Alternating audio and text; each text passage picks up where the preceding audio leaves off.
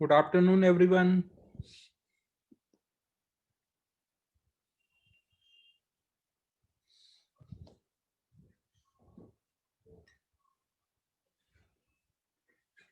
Last time homework शायद दिया था क्या मैंने?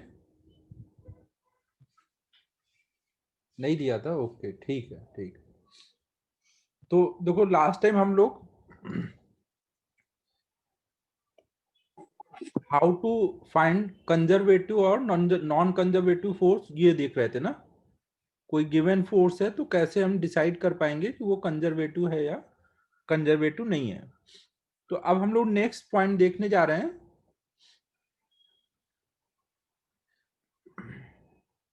नेक्स्ट पॉइंट देखने से पहले एक हम लोग बेसिक सा क्वेश्चन करेंगे, फिर उसके बाद हम लोग पोटेंशियल एनर्जी स्टार्ट करेंगे आज।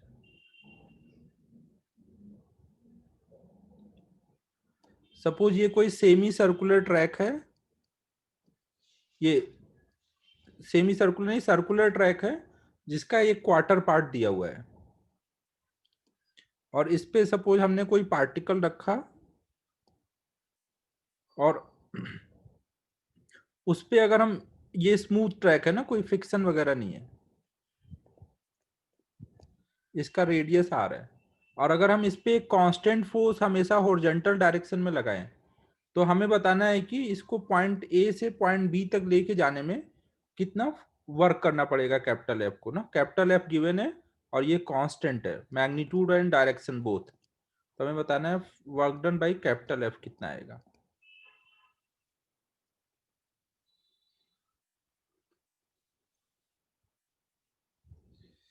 अच्छा, पैरेलैक्स मेथड। पैरेलैक्स मेथड यार थ्योरेटिकल होता है, मुझे भी थोड़ा सा देखना पड़ेगा, याद नहीं है मुझे भी। वो कुछ हम लोग देखते हैं तो कुछ वो रहता है, दो देखता हूँ। अच्छा, नेक्स्ट टाइम बताता हूँ ना। थ्योरेटिकल एक बार पढ़ भी सकते हो, मैं भी एक बार पढ़ के बताता हूँ ना। एक्चुअली कुछ ऐसा पूछा नहीं जाता, इसलिए मेरे को इतना ध्यान नहीं रहता वो।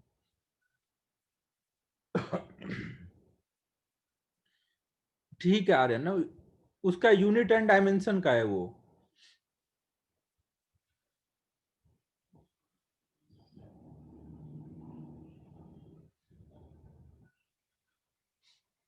चलो तो ये देखो भाई, इसमें कैपिटल एफ का हमें वर्क निकालना है ना। स्मूथ ट्रैक है और हमेशा एक कांस्टेंट डायरेक्शन में, हॉरिजॉन्टल डायरेक्शन में फोर्स लग रहा है ना।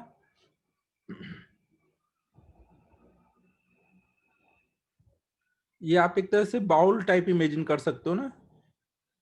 क्वार्टर ऑफ बाउल है और इस पे एक कांस्टेंट फोर्स लगा के आप इसको यहां से यहां तक मूव करा रहे हो ना। जब पार्टिकल यहां पहुंचेगा, हाँ फर्स्ट स्लाइड है तो फोर्स ऐसे लग रहा होगा ना। फोर्स का डायरेक्शन हमेशा कांस्टेंट है।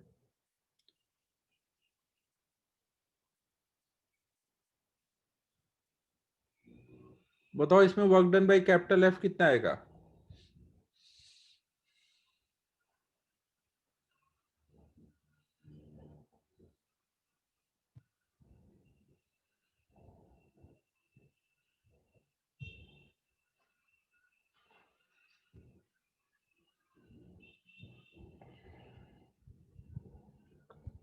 हाँ, एफ इंटू आर। फोर्स हमेशा किधर को लग रहा है, हॉरिजॉन्टल डायरेक्शन में। तो हम डिस्प्लेसमेंट केवल कौन सा लेंगे, हॉरिजॉन्टल वाला ना। हॉरिजॉन्टल में इधर को कितना गया है, आर। वर्टिकल में आर ऊपर गया है, उससे मतलब नहीं है ना। यहां से यहां जाने में हॉरिजॉन्टल में उसका डिस्प्लेसमेंट किया हुआ है आर। तो work done by capital F कितना होगा, फोर्स, कांस्टेंट फोर्स है ना, तो उसके लिए सीधे फोर्स इंटू डिस्प्लेसमेंट करेंगे ना। अब देखो, अगर इसी प्रॉब्लम में फोर्स हर टाइम पे टेंजेंशियल लगता तो कितना वर्क आता। ऐसा सेमी सर्कुलर ट्रैक है और इस पे फोर्स हमेशा टेंजेंशियल लग रहा है, फोर्स का मैग्नीट्यूड कांस्टेंट है।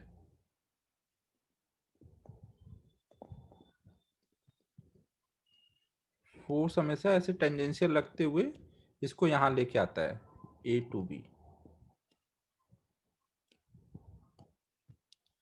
तो आप क्या करोगे, यहाँ पे फोर्स का डायरेक्शन लगातार चेंज हो रहा है ना, तो आप एक छोटे छोटे डिस्प्लेसमेंट के लिए सॉल्व करोगे। एफ इंटू डी आर एक छोटा सा, फिर एफ इंटू डी आर, हर डी आर के लिए सॉल्व करेंगे।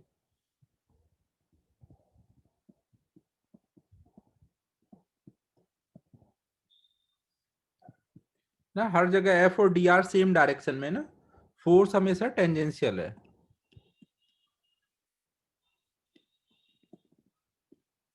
तो हर एक जगह एफ डी आर की वैल्यू एफ डी आर आ जाएगी, डॉट प्रोडक्ट हटके एफ डी आर आ जाएगा ना, क्योंकि एफ और डी आर के बीच का एंगल 0 है और एफ की मैग्नीट्यूड कांस्टेंट है, तो एफ बाहर आ जाएगा।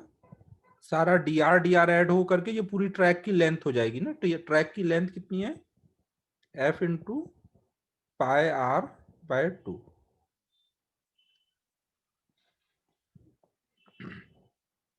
ठीक है, यहां तक सबको क्लियर होगा? ये नोट कर लो, फिर एक और इसी टाइप का प्रॉब्लम करते हैं, फिर पोटेंशियल एनर्जी शुरू करेंगे।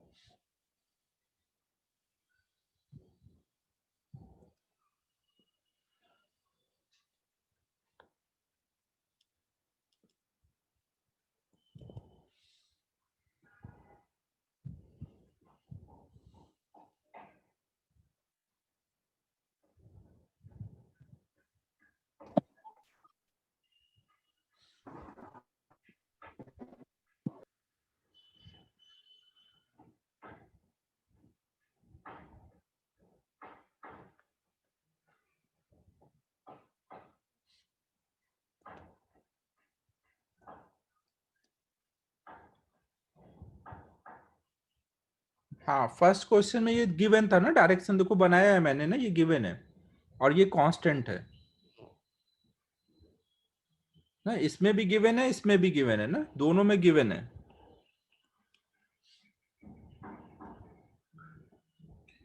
ये डी आर का इंटीग्रेशन क्या है, डी आर क्या, ये पाथ में ये जो डी आर आ रहा है उसका इंटीग्रेशन मतलब क्या होता है? कल्पेश बताए इंटीग्रेशन मतलब क्या होता है?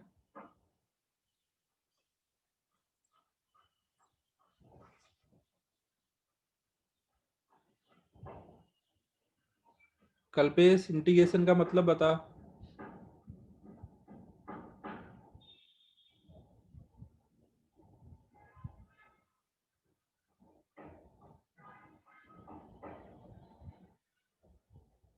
अबे कल्पेश जल्दी बोल भाई।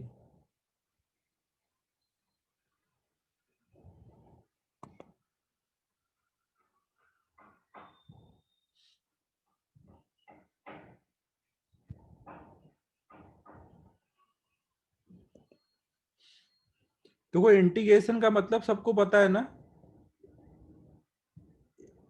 इंटीग्रेशन का मतलब क्या होता है, इंटीग्रेट करना ना, मतलब सम करना। तो अगर हम डी आर ऐड कर रहे हैं ना, डी आर हम ऐड कर रहे हैं लार्ज नंबर ऑफ क्वांटिटीज को, तो हर एक डी आर ऐड होकर के क्या मिलेगा, ये पूरी लेंथ मिलेगी ना। ना, तो ये सब जब हम पूरी लेंथ निकालेंगे तो उसी को हमने लिख दिया ना, हमें ये पता है लेंथ कितनी होगी, तो पाई आर बाई 2 होगी, वो लिख दिया है।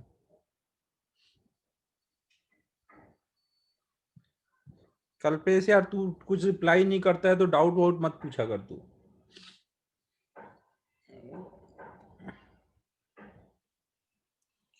तो अब देखो यहाँ पर हम लोग नेक्स्ट केस देख रहे हैं। अगर सेम वही ट्रैक है और पार्टिकल को हमें मूव कराना है, लेकिन इस पे फोर्स हमेशा बी पॉइंट के टूवर्ड्स लग रहा है, जब वो यहाँ है तो फोर्स का डायरेक्शन इधर को है, फिर जब यहाँ है तो इधर को है ना, हमेशा फोर्स पॉइंट बी की तरफ है और फोर्स का मैग्नीट्यूड कांस्टेंट है, एफ है।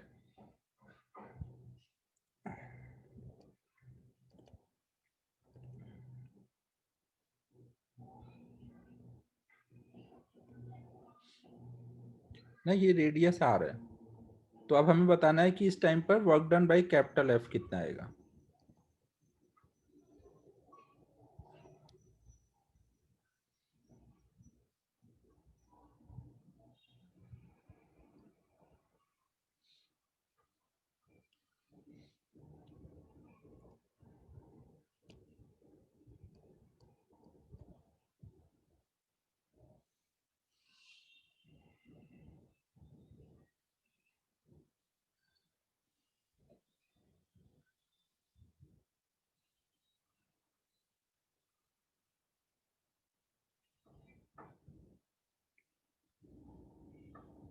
आदित्य, फोर्स का डायरेक्शन हमेशा इधर नहीं है ना, बाद में ये ऐसे हो गया, फिर यहां से इधर हो गया, फिर ये तूने कैसे लिखा f into root two are?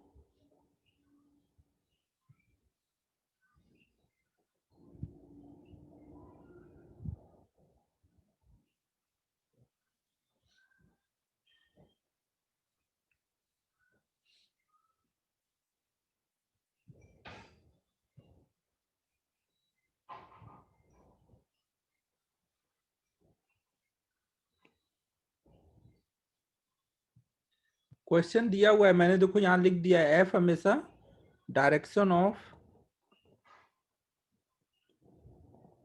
f is always towards point B, और इसका मैग्नीट्यूड ऑफ f इज,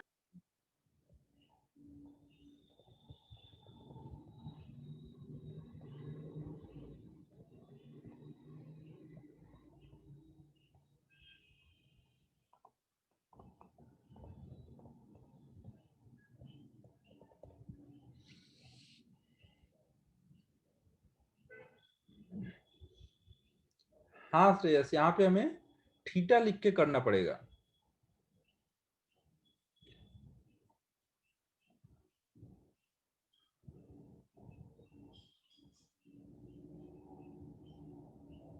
आवाज नहीं आ रही है क्या?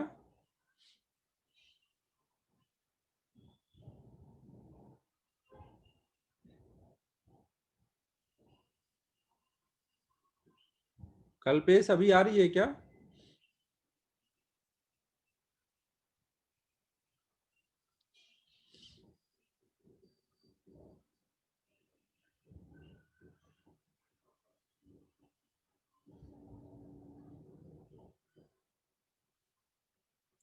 तो देखो यहाँ पर, अब देखो यहाँ पर फोर्स जो है लगातार चेंज हो रहा है ना, क्योंकि उसका डायरेक्शन चेंज हो रहा है। तो यहाँ पे हम क्या एक एक ही बार में इंटीग्रेट करके निकाल सकते हैं? नहीं, तो यहाँ पे हमें वर्क निकालने के लिए क्या करना पड़ेगा? Integral F dot D R करना पड़ेगा। अब हम कोई भी टाइम पे देखते हैं, मान लो कोई टाइम पे पार्टिकल जो है कहीं यहाँ पर है, इस जगह पे ले लेते हैं, मान लो पार्टिकल कोई टाइम पर यहाँ पहुंचा हुआ है ना? तो अगर हम मान लें कि ये एंगल अभी कुछ थीटा है ना, ये अभी कुछ थीटा एंगल पे आ गया है, तो इस टाइम पे फोर्स और डिस्प्लेसमेंट में एंगल कितना होगा? डिस्प्लेसमेंट किधर को होगा?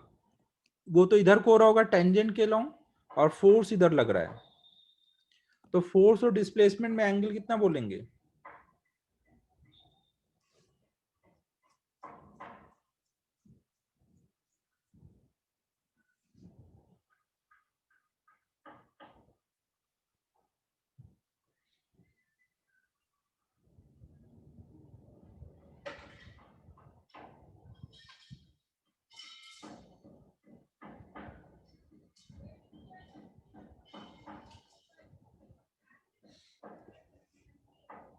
बताओ, फोर्स और डिस्प्लेसमेंट में एंगल कितना होना चाहिए इस टाइम पर?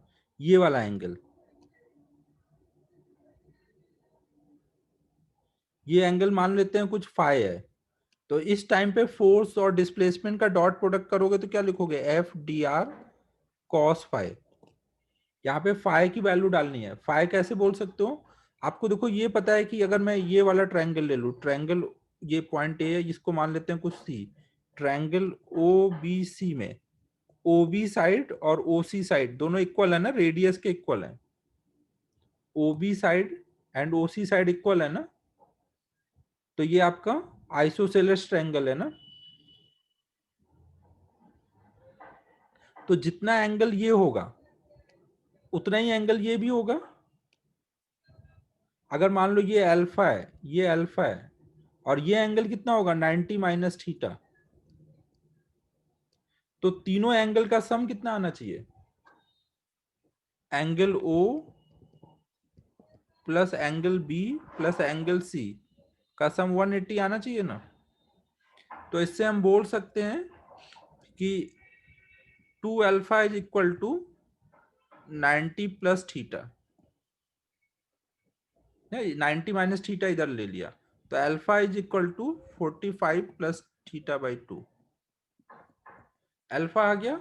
अब देखो अल्फा और फाई में क्या रिलेशन है, ये वाली लाइन टेंजेंट रेडियस है, ये वाली लाइन रेडियस है और ये टेंजेंट है, तो अल्फा प्लस फाई का सम कितना हो रखा है, अल्फा प्लस फाई इज 90, तो हम फाई कितना बोल सकते हैं 90 माइनस अल्फा, अल्फा की वैल्यू यहां से डाल देंगे, तो ये कितना आ जाएगा 45 माइनस थीटा बाई 2।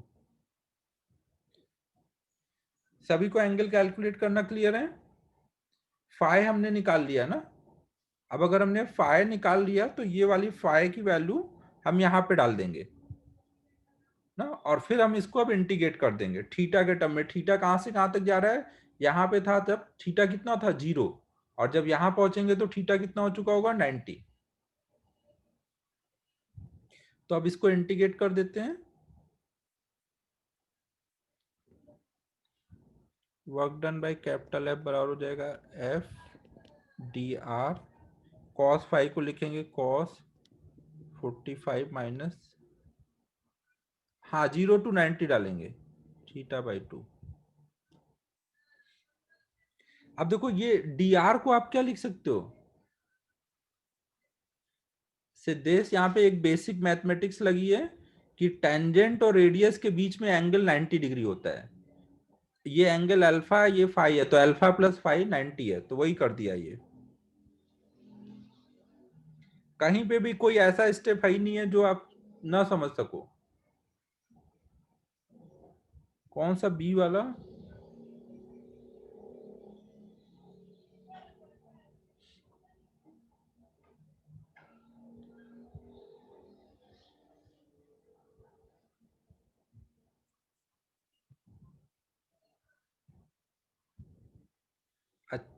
ये लिमिट वाला बोल रहे हो क्या,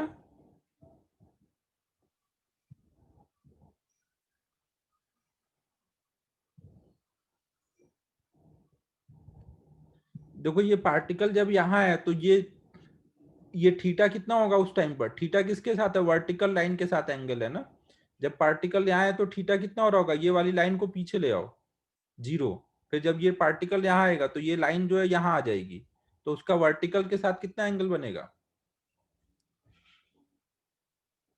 अब देखो यहाँ पे आप डी आर को क्या लिख सकते हो, डी आर को क्या लिख सकते हो, यहाँ पे अगर ये रेडियस आर है, तो अगर ये यहाँ से हल्का सा आगे गया तो आप इसको बोल सकते हो ना D R is equal to R into D theta ना, डी आर क्या है आर्क लेंथ है, आर्क लेंथ क्या होगा रेडियस इंटू एंगल ना, अगर ये डी आर यहाँ पे डी थीटा एंगल सबटेंड कर रहा है तो हम ऐसे लिख सकते हैं ना डी आर को आर इंटू डी थीटा।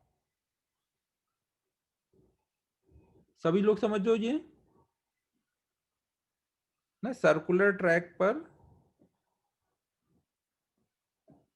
कोई टाइम पे थीटा एंगल पे आ गए थे और थीटा से डी थीटा आगे गए ना, थीटा आने के बाद डी थीटा आगे गए, तो ये जो डी आर आगे गए वो क्या आर इंटू डी थीटा है ना। हमें देखो ये थीटा के टर्म में लिखा तो इसको भी थीटा के टर्म में लिखेंगे तभी इंटीग्रेट हो पाएगा ना, थीटा है तो डी थीटा भी चाहिए ना, तो यहाँ पे हम लिख देंगे work done by capital F बराबर हो जाएगा F into R D theta into cos 45 minus theta by 2, और लिमिट 0 से 90 डिग्री तक। कॉस थीटा का इंटीग्रेशन करना पता है सभी को, कॉस थीटा का इंटीग्रेशन कितना होता है माइनस साइन थीटा या plus sine theta, sine theta का डिफरेंशिएशन कितना होता है, साइन थीटा का डिफरेंशिएशन कॉस थीटा, तो कॉस थीटा का इंटीग्रेशन कितना होगा प्लस साइन थीटा ना, जिस डिफरेंशिएशन में माइनस आता है उसी में इंटीग्रेशन में भी माइनस आता है ना, अगर डिफरेंशिएशन में माइनस नहीं आया तो इंटीग्रेशन में भी माइनस नहीं आएगा। तो cos थीटा का इंटीग्रेशन क्या हो जाएगा, यहाँ देखो f और r तो बाहर चले जाएंगे, cos थीटा का इंटीग्रेशन हो जाएगा sin थीटा और थीटा का यहाँ कॉफिशिएंट कितना हो रखा है, थीटा का कॉफिशिएंट है -1/2। तो -1/2 से हमें क्या करना पड़ेगा, डिवाइड करना पड़ेगा। बहुत दिक्कतें हैं जिंदगी में, क्या क्या चल रहा है ये सब, कुछ समझ आ रहा है। हम लोगों ने देखो ये इंटीग्रेशन में पढ़ा था, अगर cos x आ जाए तो उसका इंटीग्रेशन होता है sin x, और अगर cos ax प्लस b आ जाए तो उसका इंटीग्रेशन क्या होता था, sin ax प्लस b, और x के कोएफिशिएंट से डिवाइड करते थे, याद है इंटीग्रेशन में। अगर x की जगह ax प्लस b आ जाएगा तो ax प्लस b को मन की आंखों से देखना होता था और x सोच के इंटीग्रेट करना होता था, फिर x के कोएफिशिएंट से डिवाइड करना पड़ता था। तो यहाँ पे देखो क्या है, ये b है, कांस्टेंट वाला टर्म 45 है, और ये वेरिएबल थीटा है ना, और उसका कोएफिशिएंट -1/2 है। ठीक है, समझ लो सभी। तो इसलिए थीटा का कोएफिशिएंट -1/2 से यहाँ डिवाइड किया है ना।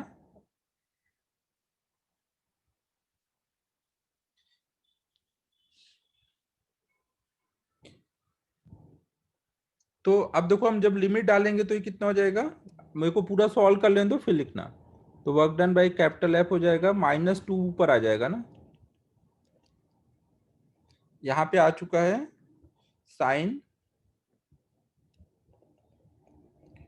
45 माइनस थीटा/2, 0 से 90। अब ये लिमिट डाल दो, -2 FR 90 रख देंगे यहाँ पे, तो 90 रखोगे तो 90/2 आएगा ना 45, तो साइन 45 माइनस 45 0 हो जाएगा, माइनस साइन 0 रखोगे तो 45 आएगा। तो ये तो 0 हो गया, साइन 0 0 है, और ये कितना आ जाएगा,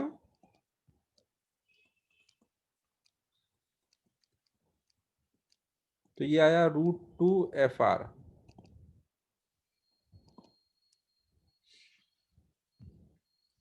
अब इसका मेथड 2 देखो, ये पूरा देख लो फिर एक साथ लिखना। यहाँ पे देखो फोर्स हमेशा एक फिक्स पॉइंट की तरफ लग रहा है, अगर फोर्स हमेशा एक फिक्स पॉइंट की तरफ लग रहा है तो वो किस टाइप का फोर्स हुआ, सेंट्रल हुआ क्या। अगर फोर्स एक फिक्स पॉइंट की तरफ लग रहा है तो वो सेंट्रल फोर्स हुआ ना। अगर सेंट्रल फोर्स होगा तो उसको हम कंजर्वेटिव टाइप सॉल्व कर सकते हैं ना, जैसे कंजर्वेटिव का वर्क निकालते हैं। अगर यहाँ एक कंजर्वेटिव फोर्स होता तो वो भी सेंट्रल होता, कोई एक डायरेक्शन में होता, तो वहां पे सीधे इनिशियल और फाइनल पॉइंट का डिस्प्लेसमेंट इनटू एफ कर देंगे ना, तो यहाँ पे हम सीधे वर्क बोल सकते हैं एफ इंटू √2R ना, सीधे इनिशियल और फाइनल पॉइंट देखेंगे, पाथ नहीं देखेंगे, क्योंकि फोर्स सेंट्रल है तो इसका वर्क भी कंजर्वेटिव टाइप आना चाहिए। श्रेयस मैंने देखो लिखाया था ना, जब एक फिक्स पॉइंट की तरफ फोर्स लगता है तो उसको कंजर्वेटिव बोलते हैं ना।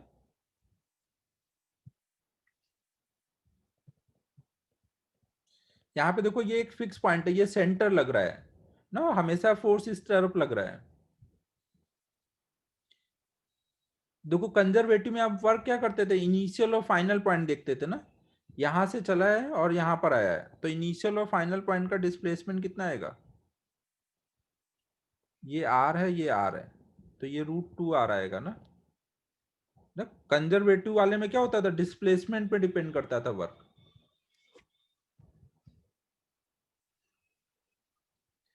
समझ आ रहा है, जहां पे सेंट्रल फोर्स हो वहां पे आप सीधे फोर्स इनटू इनिशियल और फाइनल पॉइंट के बीच का डिस्प्लेसमेंट मल्टीप्लाई करके कर सकते हो।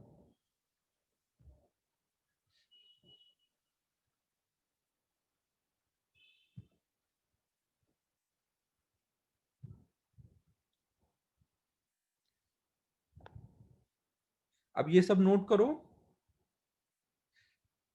सर आयु देखो कंजर्वेटिव की मैंने प्रॉपर्टीज लिखाई थी, कंजर्वेटिव की प्रॉपर्टीज क्या क्या थी, एक तो इनिशियल और फाइनल पॉइंट पर वर्क डिपेंड करता है। पहले ये पेज लिख लेने दो सबको सिद्धेश। साइक्लिक पाथ के लिए वर्क जीरो होता है और वो सेंट्रल होता है। तो अगर कोई भी सेंट्रल फोर्स मिल रहा है आपको, तो आप उसमें कंजर्वेटिव का कॉन्सेप्ट यूज करके वर्क निकाल सकते हो। सर आयु कुछ समझो मैं क्या बोल रहा हूँ। अगर फोर्स सेंट्रल मिल रहा है तो आप वहां पे उसको कंजर्वेटिव का वर्क जैसे निकालते हो वैसे ही निकाल दोगे। आप देखो भी वही आया भी ना, मैं इंटीग्रेट करके भी हमने निकाला तो वही आया।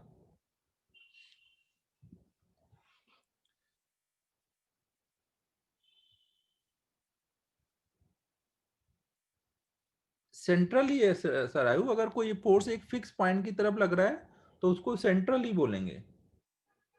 सेंट्रल की और क्या डेफिनेशन है बता। सेंटर मतलब सर्कल का सेंटर हो ऐसा जरूरी नहीं है ना। सेंटर मतलब कोई एक फिक्स पॉइंट की तरफ लगने वाला फोर्स।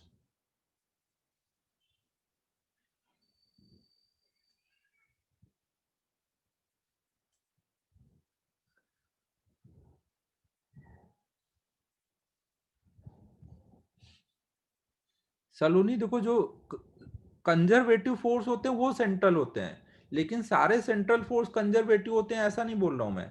मान लो यहाँ कोई एक्सटर्नल एजेंट है, वो इस पे फोर्स लगा रहा है हमेशा इस डायरेक्शन में, तो एक्सटर्नल एजेंट को कंजर्वेटिव में नहीं रखते हैं, लेकिन काम तो वैसे ही कर रहा है ना जैसे सेंट्रल करता। तो अगर सेंट्रल का वर्क कंजर्वेटिव का आपको निकालना आता है तो वही इसके लिए भी लगा दोगे। All conservative forces are central but all central forces are conservative ऐसा नहीं है। बट अगर कहीं पे सेंट्रल लग रहा है तो आप कंजर्वेटिव का कॉन्सेप्ट अप्लाई कर दोगे ना। एनर्जी स्टोर हो रही है या नहीं हो रही वो अलग बात है, बट उतना तो वर्क डन तो आ ही जाएगा उससे।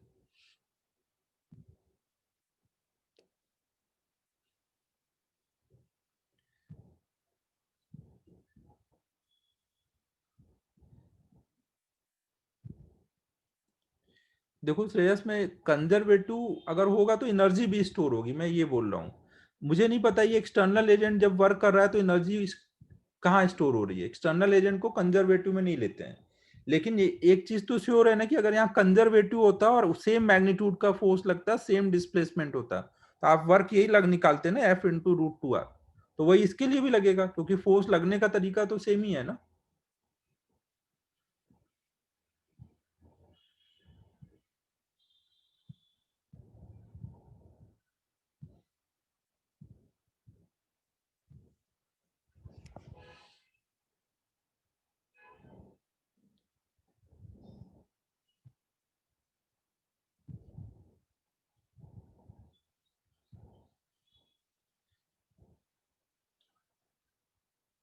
भावेश एक्सटर्नल को इसलिए नहीं पकड़ते क्योंकि मान लो आपके अगेंस्ट में कुछ वर्क हुआ तो क्या आपके अंदर एनर्जी स्टोर हो गई है, फिर बाद में आप निकाल के दे दोगे एनर्जी। जो भी कंजर्वेटिव फोर्स होते हैं, जो भी कंजर्वेटिव फोर्स होते हैं उनके अगेंस्ट वर्क करने में एनर्जी स्टोर होती है ना।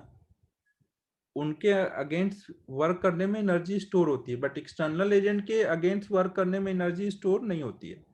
पहले आप लोग सब लोग एक काम करो, ये पहले सब लिख लो ना, मैं फिर थोड़ा और समझाता हूँ।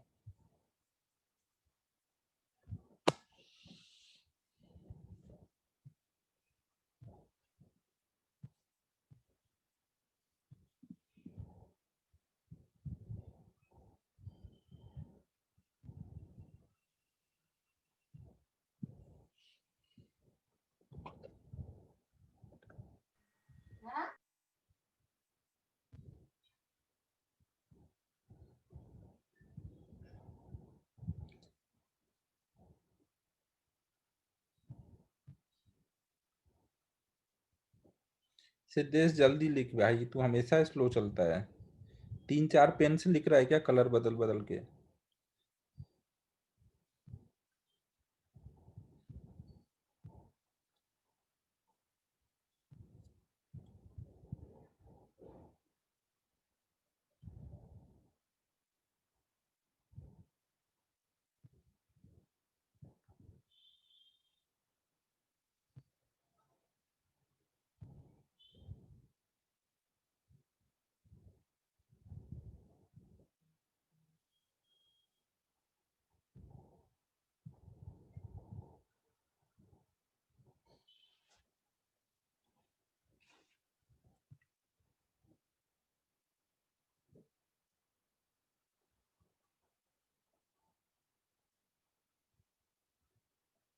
हाँ आर्यन, ऐसा कुछ है।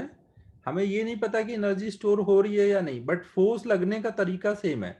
अगर फोर्स सेम टाइप से लगेगा तो वर्क तो सेम टाइप से आएगा ना।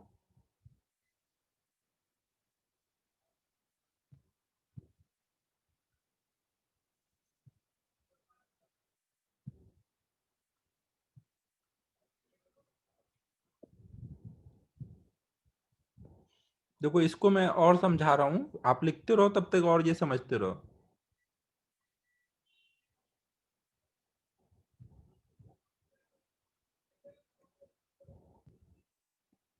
देखो अगर मान लो मैंने यहाँ पे पार्टिकल है उसको एक स्ट्रिंग से अटैच कर दिया, और उस स्ट्रिंग को कोई एक्सटर्नल एजेंट खींच रहा है F4 से, तो हमेशा क्या होगा, वो जब भी जाएगा तो स्ट्रिंग तो हमेशा ऐसे ही जा रही होगी ना, इसी लाइन के लॉन्ग। तो आप फोर्स लगा के खींचते जा रहे हो तो हमेशा टेंशन F है, और ये एक्सटर्नल एजेंट को इसको खींचता जा रहा है। तो अब यहाँ पे वर्क निकालना है। तो ये एक्सटर्नल एजेंट का फोर्स है, तो ये कंजर्वेटिव तो नहीं है। लेकिन अगर कोई मान लो यहाँ कंजर्वेटिव फोर्स होता है जो एक फिक्स पॉइंट की तरफ लगता, तो उसका वर्क तो आप निकालते ना F × √2R। तो फोर्स अगर सेम डायरेक्शन में लग रहा है, सेम मैग्नीट्यूड का लग रहा है जैसे कंजर्वेटिव लगता, तो वर्क वाला पार्ट तो सेम ही आएगा ना सॉल्व करने पर।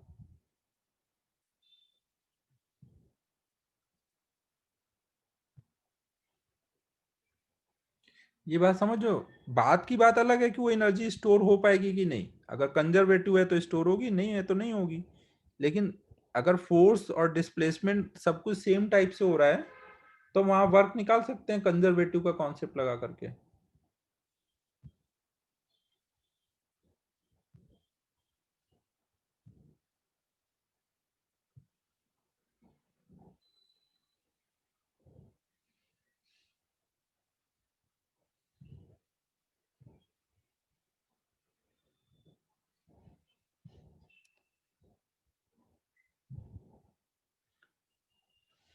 ये पहले नोट कर लो, फिर और थोड़ा सा समझाता हूँ।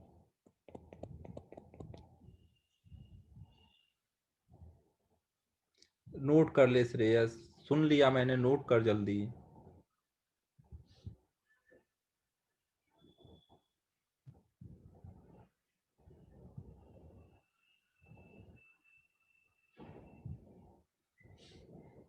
देखो यहाँ पे मैं क्या बोल रहा हूँ, एक मान लो ऐसे क्वार्टर ऑफ बाउल है, वहां पे एक पार्टिकल को स्ट्रिंग से अटैच करके अगर मैं खींचना स्टार्ट करूं, तो इस पे फोर्स हमेशा इस पार्टिकल पे इसी डायरेक्शन में लगता दिखेगा ना जिधर से स्ट्रिंग जा रही होगी।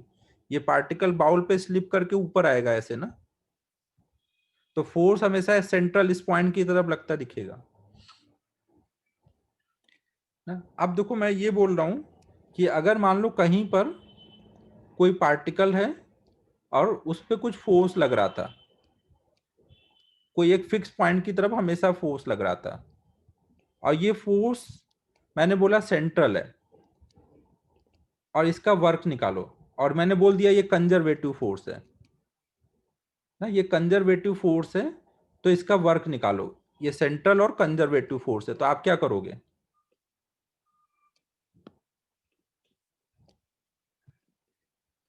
आप ये लगा दोगे ना F = √2R × F, sorry work equal to,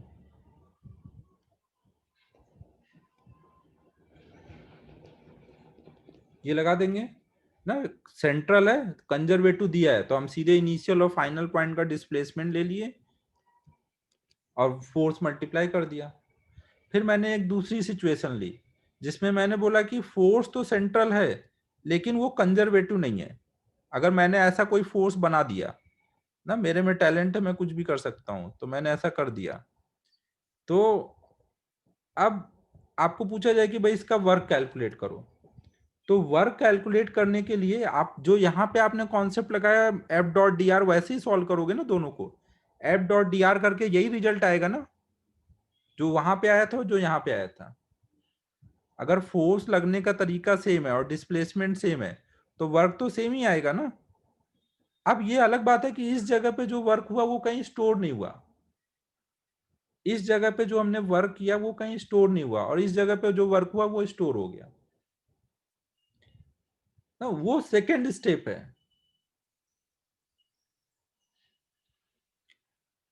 देखो यहाँ पे जैसे मैंने जब इंटीग्रेट करके निकाला तो इसमें मैंने कोई कॉन्सेप्ट लगाया कंजर्वेटिव या नॉन कंजर्वेटिव का? यहाँ पे तो कोई कंजर्वेटिव या नॉन कंजर्वेटिव का कॉन्सेप्ट नहीं लगाया ना, और सॉल्व किया। तो आपको फाइनल क्या दिख रहा है? F into √2R। मतलब जब सेंट्रल फोर्स होगा तो उससे मतलब नहीं है कंजर्वेटिव है या नॉन कंजर्वेटिव है, वो दोनों केस में वो क्या आएगा? फोर्स इंटू डिस्प्लेसमेंट वो आ रहा है। तो फिर मैंने सोचा कि नॉन कंजर्वेटिव है तो भी मैं वही कंजर्वेटिव वाले कॉन्सेप्ट से रिजल्ट पे पहुंच सकता हूं ना।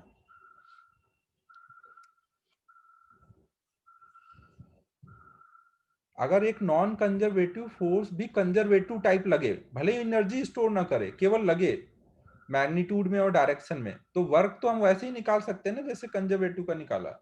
बस ये अलग बात है कि वो एनर्जी स्टोर नहीं करेगा। अब एक नॉन कंजर्वेटिव में वो टेंजेंशियल लगता है, यहाँ टेंजेंशियल थोड़ी लग रहा है। कंजर्वेटिव नॉन कंजर्वेटिव के अलावा ऐसा थोड़ी है कि कोई और फोर्स वर्क होता ही नहीं है। जैसे एक्सटर्नल एजेंट का वर्क है उसको हम किसी में कंसीडर नहीं करेंगे ना, एक्सटर्नल एजेंट को हम किसी में कंसीडर नहीं करते हैं, क्योंकि उसके अगेंस्ट वर्क होगा तो एनर्जी हीट में थोड़ी कन्वर्ट हो जाती है।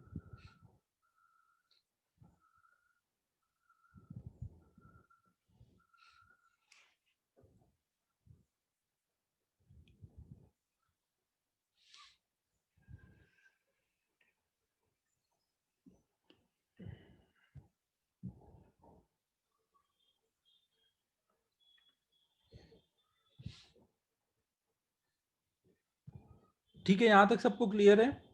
अगर सेंट्रल वर्क फोर्स है, अगर फोर्स सेंट्रल है, तो आप उसको कंजर्वेटिव का जैसे वर्क निकालते हो वैसे ही निकाल सकते हो।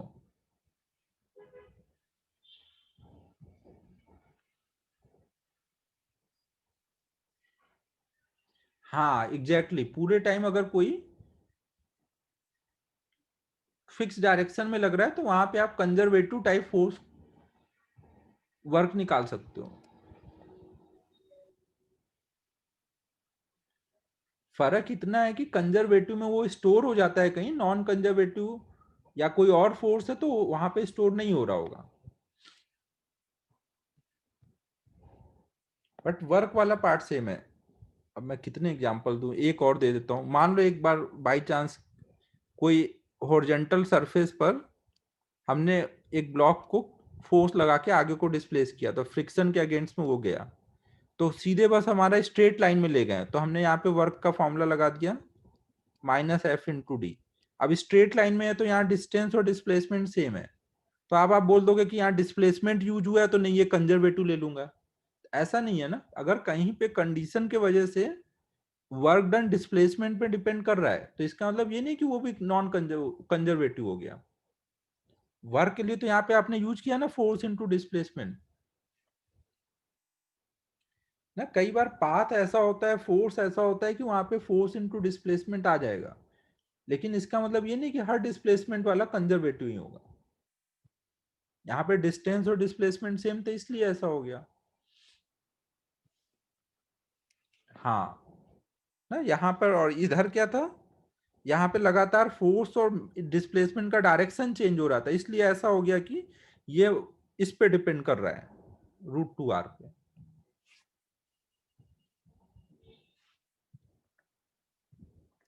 बस अब ज्यादा समझाना भी कंफ्यूजन क्रिएट करता है, अब और नहीं समझाऊंगा ना। अब जिसको एक्सेप्ट करते बन रहा है तो वो ठीक है, जिसको एक्सेप्ट नहीं करते बन रहा उसके लिए मेथड 1 है, अच्छा सा मेथड है, आराम से आप पूरा सॉल्व करो निकालो। जिसको एक्सेप्ट करते बन रहा है वो मेथड 2 लगा लो। अब हम लोग नेक्स्ट कॉन्सेप्ट स्टार्ट कर रहे हैं, पोटेंशियल एनर्जी।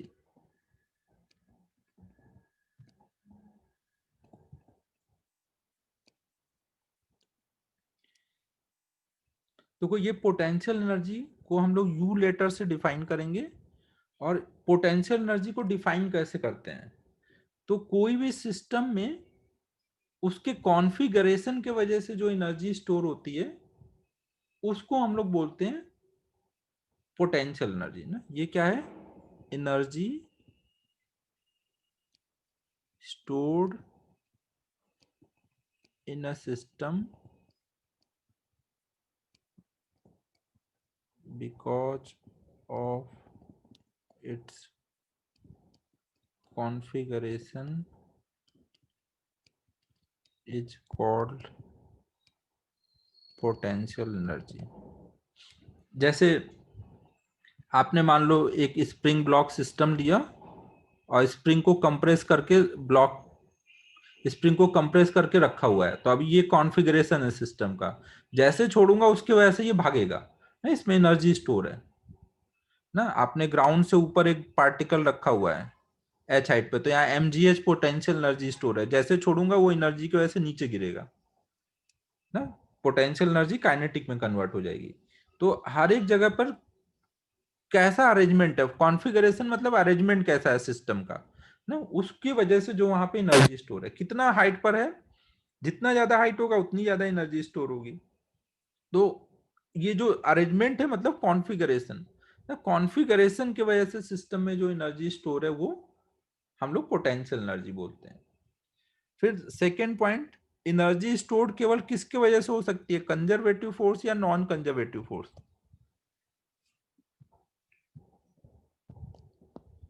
जो पोटेंशियल एनर्जी होती है वो केवल कंजर्वेटिव फोर्स की वजह से ही हो सकती है ना। तो यहाँ पे ये पॉइंट नोट कर लेते हैं कि it is defined only for conservative force.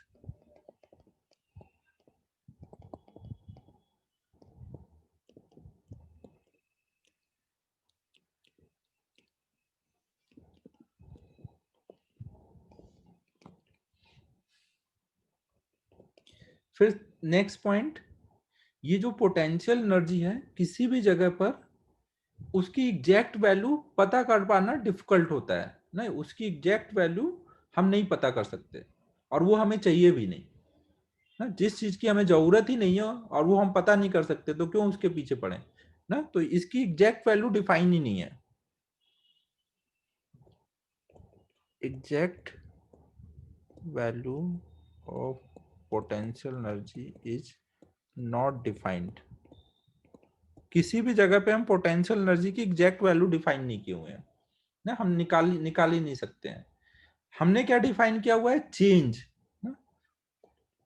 Only change of potential energy is defined.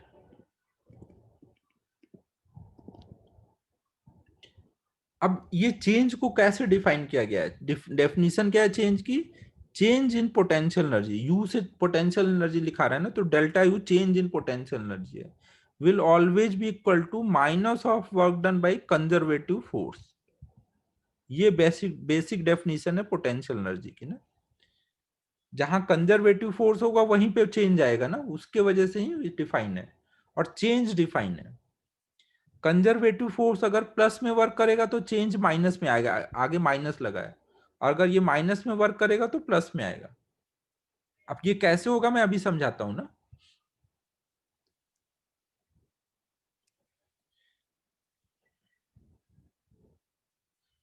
अब जैसे एक एग्जांपल देखो, अगर मैं इसको ऊपर ले जा रहा हूं, ऊपर ले जा रहा हूं तो वर्क डन बाई ग्रेविटी कितना होगा, -mgh ना। ऊपर ले जाने में वर्क डन बाई ग्रेविटी क्या होगा, -mgh, और ये माइनस जब मैं यहां रखूंगा तो चेंज क्या आएगा,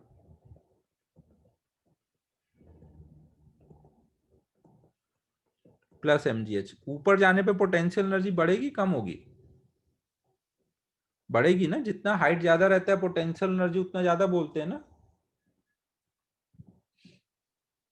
समझो, तो इस टाइप से डिफाइन की गई है।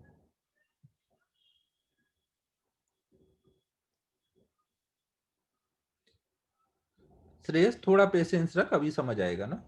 अभी कोई डाउट नहीं पूछना है, चुपचाप नोट करते जाना है। मेरे को थोड़ा समझा लेने दो, फिर आपके डाउट खुद ही क्लियर हो जाएंगे।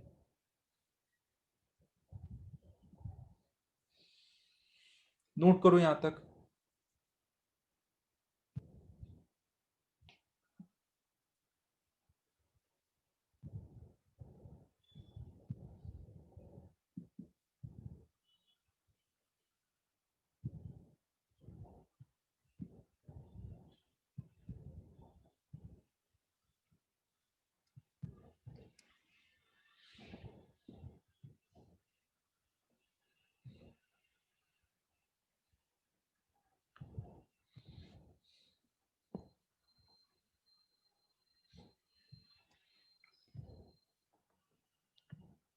अब देखो यहां पर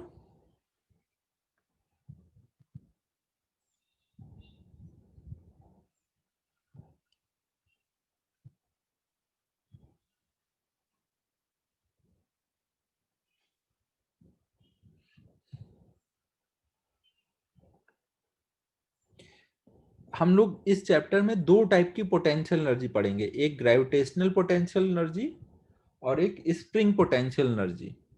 तो हम लोग पहले स्टार्ट कर रहे हैं ग्रेविटेशनल पोटेंशियल एनर्जी।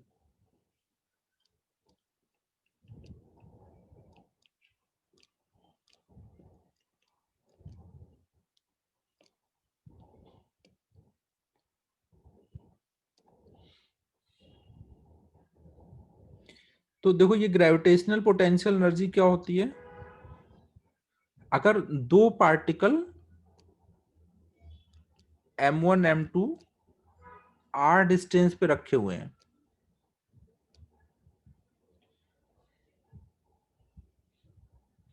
एक मिनट, अभी ये वाला फॉर्मूला यूज नहीं करते हैं, अभी दिक्कत आएगी।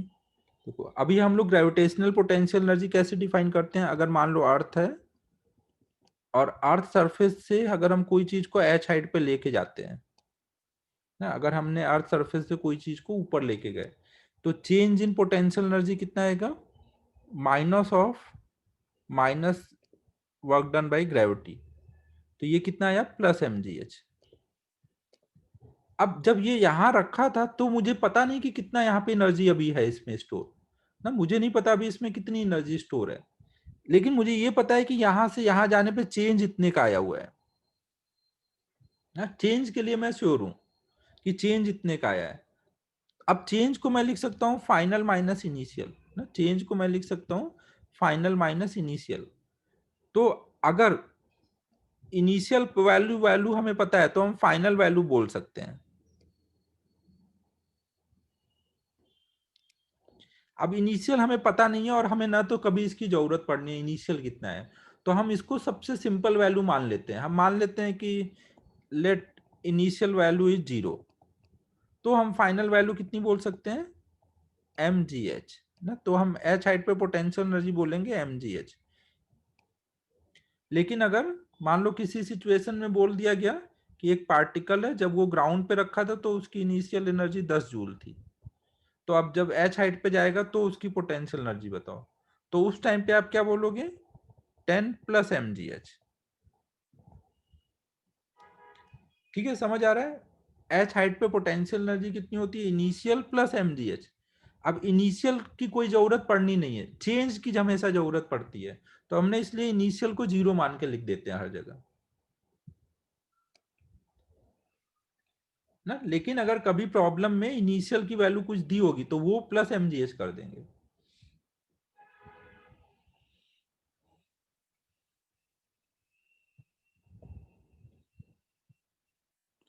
तो देखो जहां पे हम 0 मानते हैं ना, जहां पे हमने 0 माना उस लेवल को हम बोलते हैं रेफरेंस लेवल। अगर हमने अभी ग्राउंड पे 0 माना तो इसको हम बोलेंगे ये रेफरेंस लेवल है। यहां से हम सब कुछ कंसीडर कर रहे हैं, इसके ऊपर जाएगा तो प्लस और इसके नीचे जाएगा तो माइनस है। तो हर जगह पोटेंशियल एनर्जी लिखने में आपको ध्यान रखना है, एक रेफरेंस लेवल होगा जहां पे पोटेंशियल एनर्जी हम 0 मानेंगे, उससे अगर हम h हाइट ऊपर गए तो वहां पे पोटेंशियल एनर्जी बोलेंगे प्लस mgh। और अगर रेफरेंस लेवल से हम h हाइट नीचे गए तो पोटेंशियल एनर्जी की वैल्यू बोलेंगे माइनस mgh।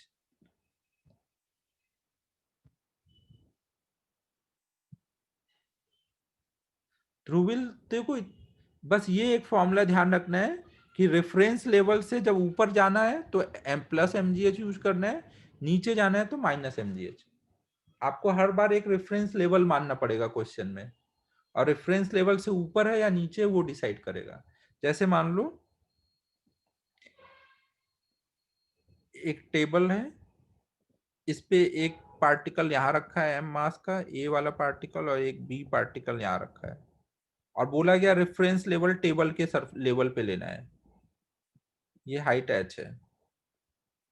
तो अभी पूछा जाए कि भाई ए की पोटेंशियल एनर्जी बताओ, तो ए क्या है, रेफरेंस लेवल पे है तो 0, और बी की पूछी जाए तो माइनस mgh, वो रेफरेंस लेवल से नीचे है इसलिए उसका माइनस mgh। तो जो भी रेफरेंस लेवल आप मानोगे उसके ऊपर जाने पे प्लस एमजीएच फॉर्मूला लगाना है, उससे नीचे जाने पे माइनस एमजीएच फॉर्मूला लगाना है। नोट करो यहां तक।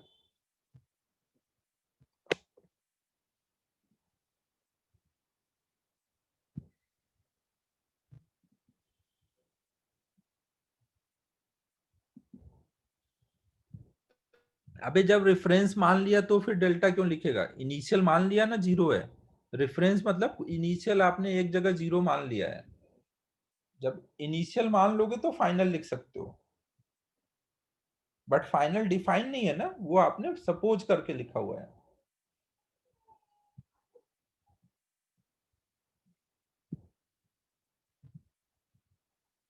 हाँ, सब कुछ रेफरेंस लेवल के अकॉर्डिंग होता है। रेफरेंस चेंज कर दोगे तो फाइनल वैल्यू की वैल्यू चेंज हो जाएगी।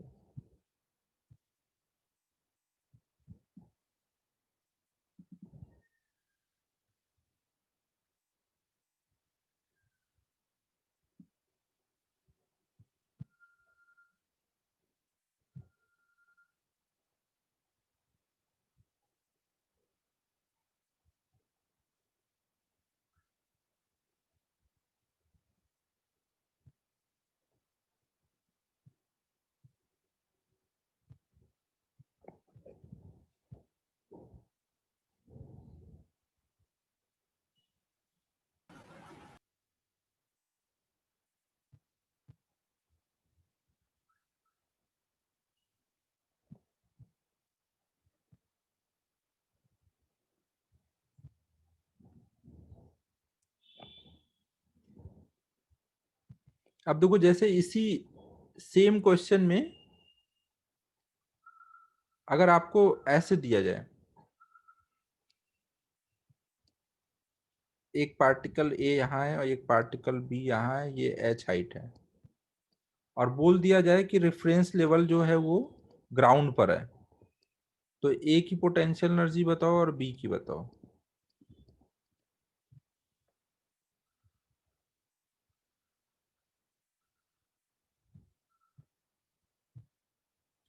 जल्दी लिखो कल्पेश।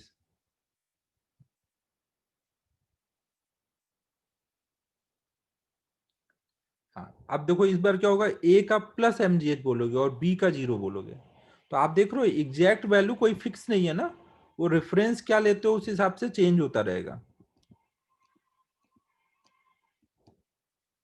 एक्चुअल में क्या है, चेंज डिफाइन है। हमेशा आप चेंज देखोगे तो दो पॉइंट के बीच का चेंज फिक्स रहेगा।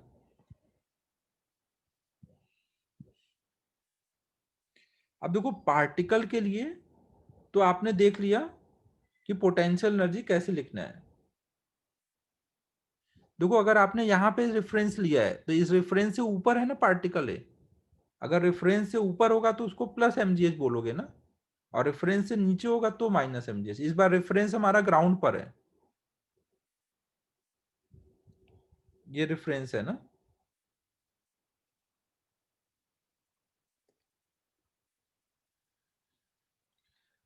देखो नॉर्मली हम क्या करते हैं, ग्राउंड पे रेफरेंस लेके ही करते हैं, बट सिचुएशन के अकॉर्डिंग कई बार हम रेफरेंस चेंज भी करते हैं प्रॉब्लम को इजी बनाने के लिए ना। तो आपको बेसिक क्या ध्यान रखना है, रेफरेंस पे जीरो, रेफरेंस से ऊपर प्लस एमजीएच और रेफरेंस से नीचे माइनस एमजीएच।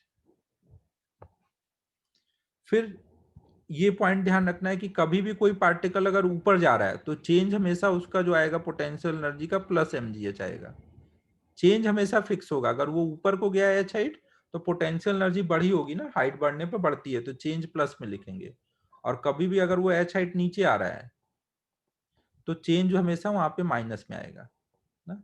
इसमें रेफरेंस से कोई मतलब नहीं है, चेंज बताने में रेफरेंस का कोई लेना देना नहीं है। ऊपर जाने पे हमेशा बढ़ेगी तो प्लस एमजीएच, और नीचे जाने पे हमेशा माइनस एमजीएच। चेंज अगर कभी जरूरत पड़ी रही है लिखने की, समझ आ रहा है, चेंज हमेशा ऐसे लिखोगे। हाइट बढ़ने पे पोटेंशियल एनर्जी बढ़नी है, ये ध्यान रखना है।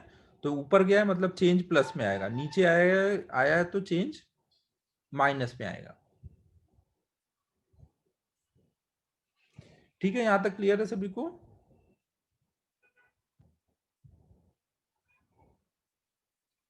ये अपने ऊपर ही होता है ना, कहीं पे भी हम कंसीडर कर सकते हैं। अगर प्रॉब्लम में नहीं गिवन है तो हम कहीं पे भी कंसीडर कर लेंगे। सम टाइम दिया रहता है, मोस्टली नहीं दिया रहेगा तो हम खुद ही करके करेंगे।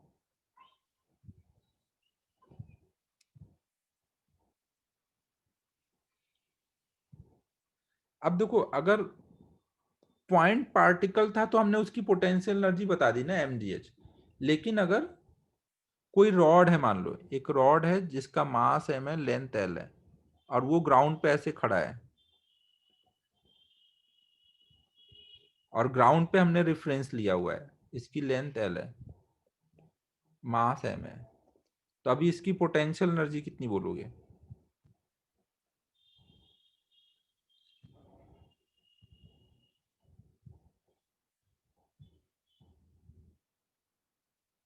सर आयु, तू क्या बोलना चाह रही है? कुछ डाउट है तुझे? रॉड की पोटेंशियल एनर्जी निकालनी है श्रेय, ये सिद्धेश देख ले, क्वेश्चन देख के समझ आ जाएगा, सब कुछ लिखा हुआ है। देखो यहाँ पे आपने ये जो फॉर्मूला लिखा, ये तो एक पॉइंट मास के लिए है ना, नहीं ये एक पॉइंट मास के लिए है। लेकिन रॉड में हाइट किस पॉइंट की लोगे? रॉड में तो यहां से लेकर यहां तक बहुत सारे पॉइंट है, तो किस पॉइंट की हाइट लोगे ना, उसके सेंटर ऑफ मास की। तो ये हम लोग पहले सॉल्व करते हैं ना। हम देखो ऐसे सोचेंगे कि मान लो हमने एच हाइट पे एक छोटा सा डीएच लेंथ ले लिया, जिसका मास कुछ डीएम है, तो ये तो एक पॉइंट मास है ना, तो इसकी पोटेंशियल एनर्जी हम लिख सकते हैं ना mgh, उसकी हाइट h मान सकते हैं ना। तो हम यहाँ पे पहले छोटे से पार्टिकल की पोटेंशियल एनर्जी लिखेंगे, वो कितनी हो जाएगी, एम जी एच। डीएम मास की तो हाइट ग्राउंड से एच ही पकड़ेंगे ना, डीएच तो बहुत छोटा होता है, तो इसकी हाइट यहाँ से ग्राउंड से एच होगी। और ऐसे हर एक डीएम पार्टिकल की पोटेंशियल एनर्जी ऐड कर लेंगे, तो वही पूरे रॉड की पोटेंशियल एनर्जी आ जाएगी। समझ आ रहा है क्या बोल रहा हूं मैं? हमने एक रॉड पे एक पॉइंट मास की पोटेंशियल एनर्जी लिखी, और फिर उसको इंटीग्रेट कर दिया, तो हर एक पार्टिकल की एनर्जी ऐड हो करके टोटल रॉड की आ जाएगी। डीएम कितना लिखेंगे, एल लेंथ का मास एम है ना, एल लेंथ का मास एम है, तो डीएच लेंथ का मास कितना होगा? सिद्धेश बता कितना होगा? एल लेंथ का मास एम है तो डीएच लेंथ का।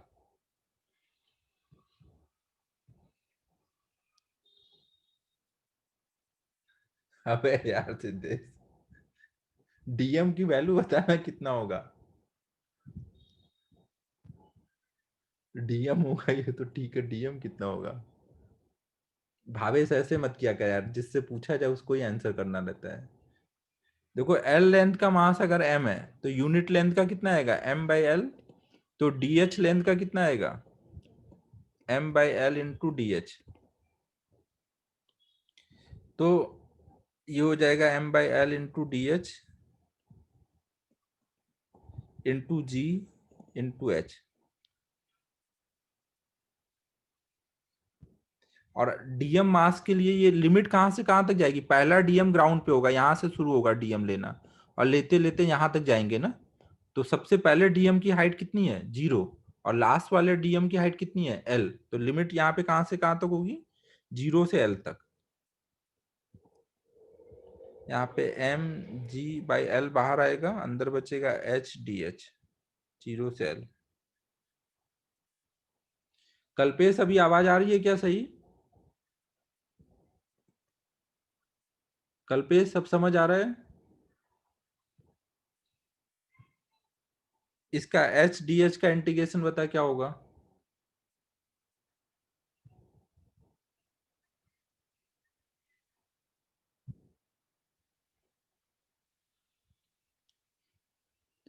मैं देख पहले ही क्लियर कर लिया कि कल्पेश को इस बार आवाज आ रही है कि नहीं। अब कल्पेश को बताना ही पड़ेगा इस बार।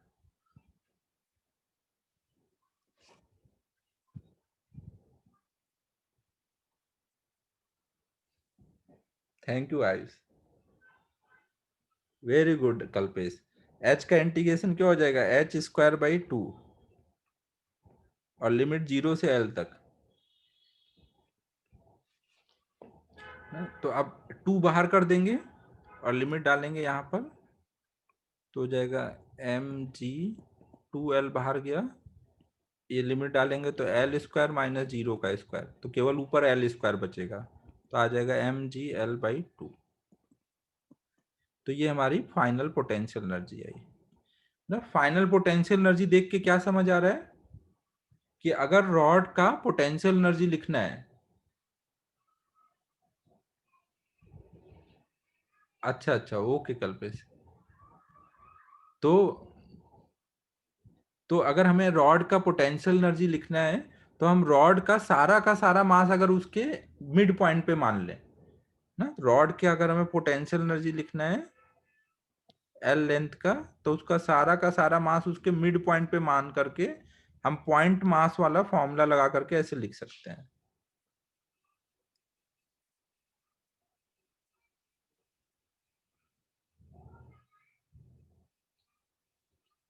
हाँ श्रेयस ऐसा कर सकते हो, बट ऐसे मत करो जैसे मैं बोल रहा हूँ वैसे ही करो ना। रॉड के लिए सारा का सारा उसका मास उसके मिड पॉइंट पे मान करके हम पोटेंशियल एनर्जी लिख सकते हैं। अभी अगला चैप्टर आएगा सेंटर ऑफ मास, तो वहां पे हम यही सब चीजें सीखेंगे कि कैसे हम कोई भी बॉडी का को एक पॉइंट मास बना करके सोच सकते हैं।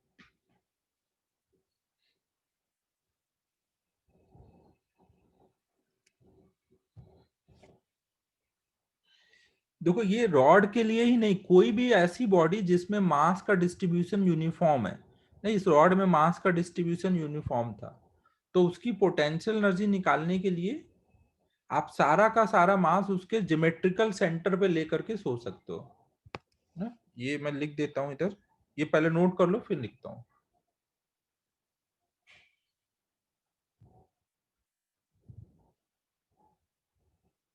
नॉन यूनिफॉर्म रहेगा भावेश तो हमें इंटीग्रेट करना पड़ेगा ना। उसकी टेंशन नहीं ले, वो अभी अगले चैप्टर में सिखाया जाएगा नॉन यूनिफॉर्म को कैसे डील करना है।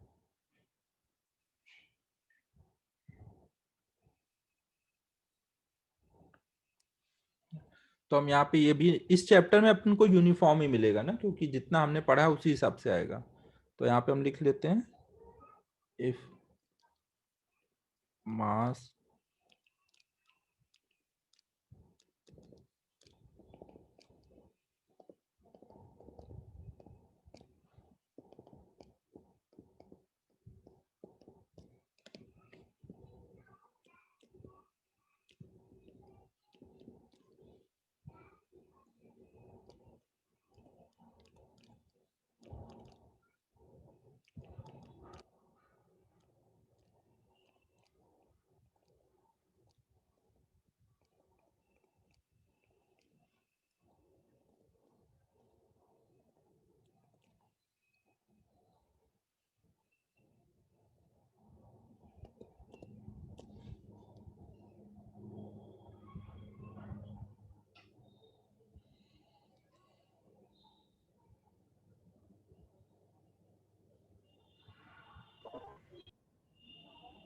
ठीक है, क्लियर है सभी को।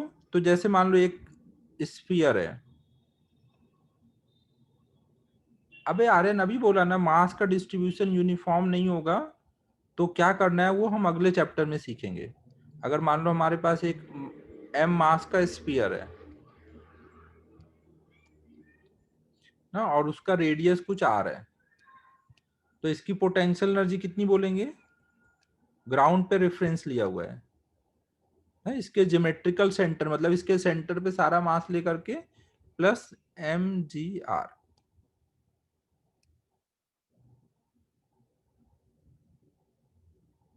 अगर मान लो एक रॉड को हमने ऐसे रख दिया एंगल पर, मान लो एंगल पे अभी हमने पकड़ रखा है इसको, नहीं ये थीटा एंगल पर है, m मास है, l लेंथ है, और ग्राउंड पे पोटेंशियल एनर्जी 0 है ना। यहाँ पे अभी हमने इसको होल्ड किया हुआ है ना, तो आपको बताना है अभी इसकी पोटेंशियल एनर्जी कितनी है।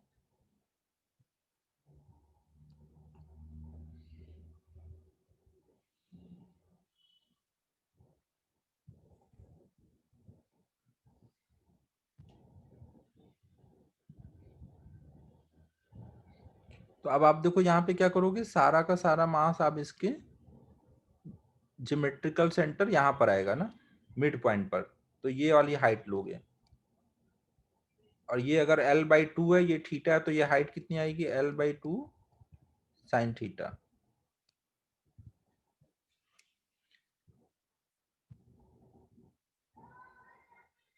तो U इक्वल टू हो जाएगा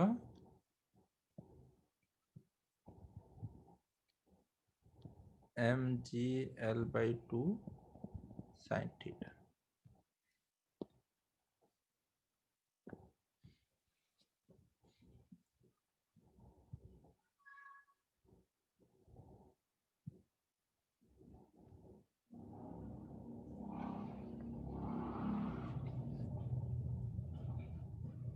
हॉलो स्फीयर दिया है तो भी उसका ज्योमेट्रिकल सेंटर तो सेंटर पे ही आएगा ना।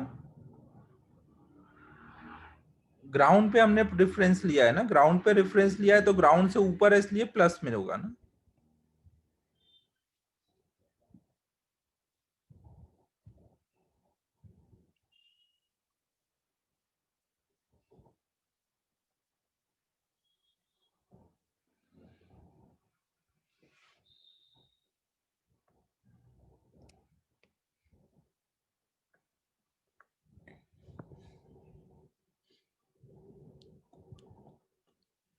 एक और कर दो आप। मान लो एक सेमी सर्कुलर रिंग है जो कि ग्राउंड पे हमने उसको ऐसे रखा हुआ है। एक सेमी सर्कुलर रिंग को हमने ग्राउंड पे रखा हुआ है, आपने पकड़ रखा है, ये वर्टिकल प्लेन में ऐसे रखा हुआ है ना, वर्टिकल प्लेन में आपने पकड़ रखा है। सेमी सर्कुलर रिंग, इसका मास m है और रेडियस r है, तो इसकी पोटेंशियल एनर्जी कितनी आएगी अगर हमने ग्राउंड पे रेफरेंस माना हुआ है?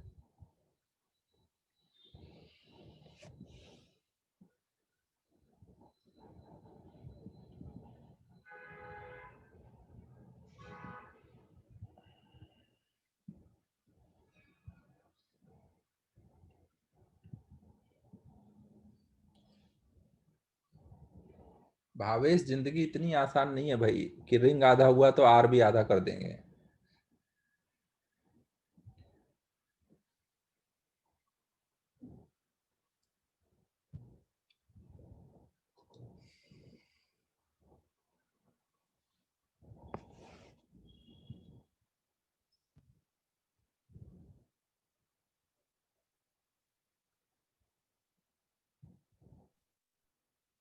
नहीं सलोनी, ये तो तब होता जब हर एक मास आर हाइट पर होता ना।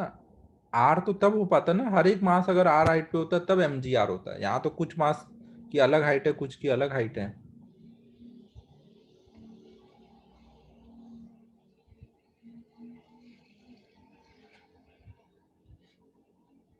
देखो अभी मैं ये डिराइव करके समझाता हूँ इसका आंसर क्या आएगा, लेकिन आप याद रखो ना मैं जो बता रहा हूँ।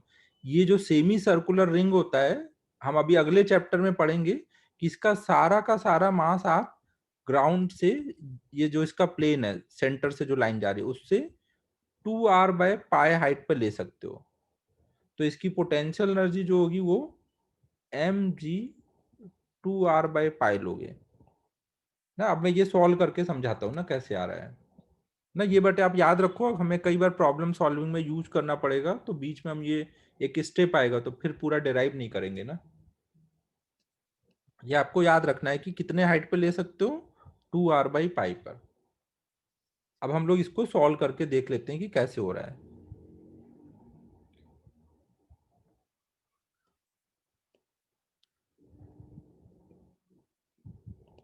अब देखो इसको हम ऐसे सोच सकते हैं कि मान लो यहां से थीटा एंगल पर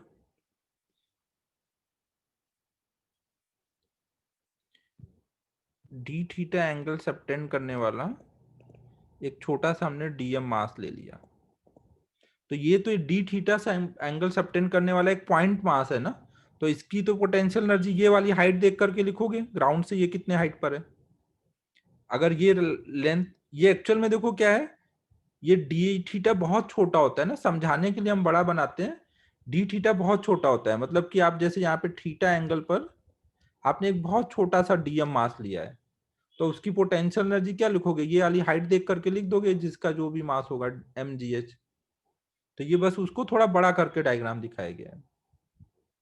तो इसकी पोटेंशियल एनर्जी आ जाएगी एम जी एच। एच कितना आएगा, ये लेंथ आर है, ये थीटा है, तो ये एच कितना आएगा, R sine theta. Siddhesh clear है ये?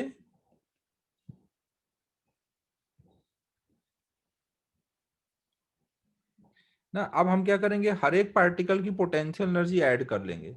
ऐड करना मतलब इंटीग्रेट करना।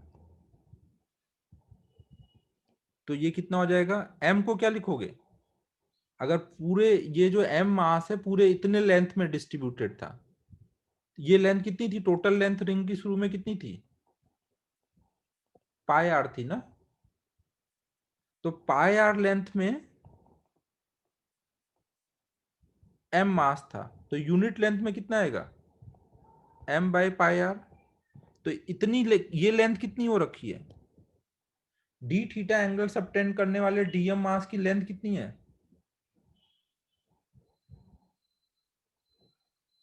आर्क लेंथ कैसे निकालते हो, कोई भी आर्क की लेंथ कैसे निकालते हैं, आर्क कितना एंगल बना रहा है, वो आर्क की जो लेंथ निकालने का तरीका होता है वो क्या होता है, एंगल इक्वल टू होता है आर्क लेंथ ओवर रेडियस ना। एंगल इक्वल टू क्या होता है, आर्क लेंथ ओवर रेडियस। तो आर्क लेंथ बराबर क्या होगा, R into D theta, DL equal to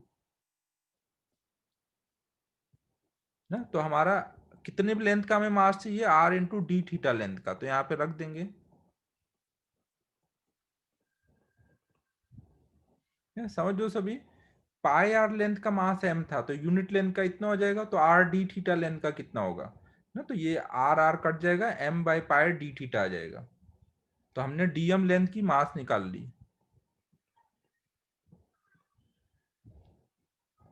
यहाँ पे रख दो M by pi D theta into G into R into sine theta. और अब देखो डीएम मास कहाँ से लेना शुरू करेंगे, डीएम मास यहाँ से लेना शुरू करेंगे और लेते हुए यहां तक आएंगे ना। पूरे रिंग का हमें निकालना है ना, तो हर एक जगह का डीएम मास की एनर्जी लिख के ऐड करेंगे। पहला डीएम जब यहाँ होगा तो थीटा कितना हो रहा होगा, पहले डीएम के लिए एंगल कितना हो रहा होगा यहाँ पर, 0। और लास्ट डीएम के लिए एंगल कितना हो जाएगा, लास्ट वाले डीएम के लिए 180 ना। इस लाइन के साथ एंगल देख रहे हैं ना, इस लाइन का। तो ये वाला जो आर है पहले यहाँ पे था और बाद में घूम के इधर आ जाएगा, तो 0 से 180 तक एंगल जा रहा है। तो लिमिट कहाँ से कहाँ तक डाल देंगे, 0 से 180। तो अब ये हो जाएगा M G R by pi बाहर आएगा, अंदर बचेगा sine theta D theta. Sine theta का इंटीग्रेशन कितना आएगा, कॉस थीटा का डिफरेंशिएशन याद करो, कॉस थीटा का डिफरेंशिएशन था माइनस साइन थीटा, तो साइन थीटा का इंटीग्रेशन माइनस कॉस थीटा।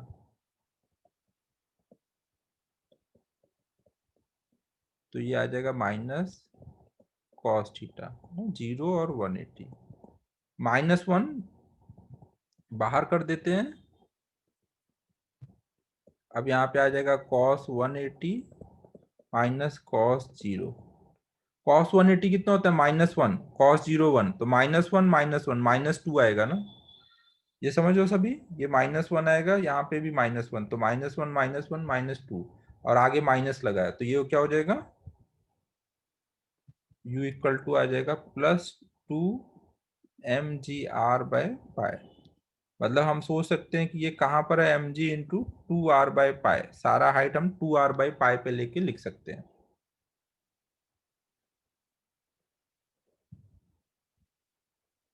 ठीक है बच्चों, समझ आया सभी को, नोट कर लो इसको।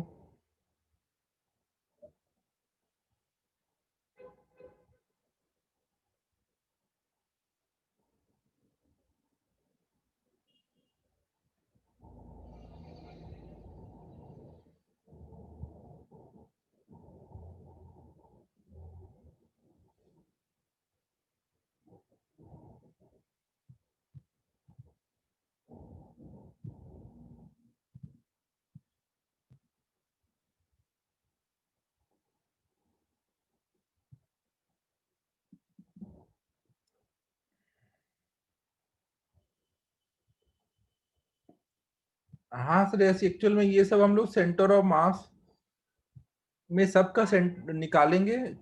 हर टाइप के बॉडी का सेंटर ऑफ मास और फॉर्मूला याद रखते हैं। हाँ, सेंटर ऑफ मास का बोल सकते हो। बट वही है कि अभी ये यूज होगा कई बार प्रॉब्लम में, तो मैंने अभी से करा दिया कि आपको फायदा रहे, जल्दी हो पाए।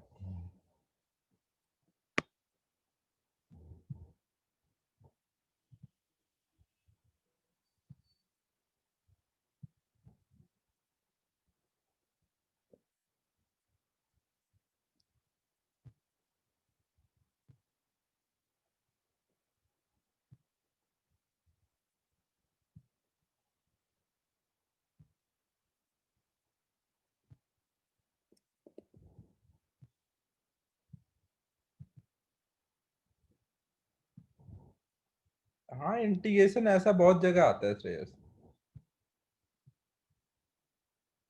भावेश अभी लिखने के लिए टाइम दिया हुआ है, बोल नहीं रहा हूँ। ठीक है, नोट हो गया होगा ना। तो देखो, अभी हमने ग्रेविटेशनल पोटेंशियल एनर्जी देखी ना। अब हम लोग नेक्स्ट देखने जा रहे हैं स्प्रिंग पोटेंशियल एनर्जी। इस चैप्टर में ये दो पोटेंशियल एनर्जी यूज होंगे।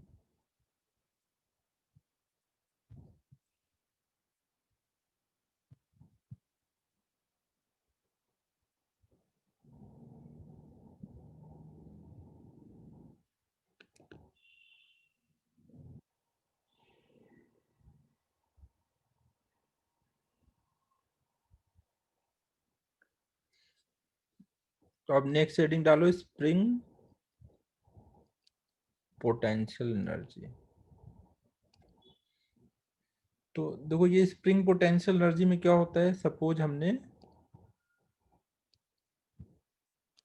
एक स्प्रिंग जिसकी नेचुरल लेंथ कुछ एल है।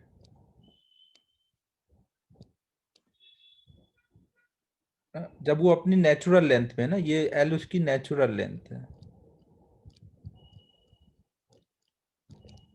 और अगर हम उसको नेचुरल लेंथ से कुछ इलोंगेट कर दें,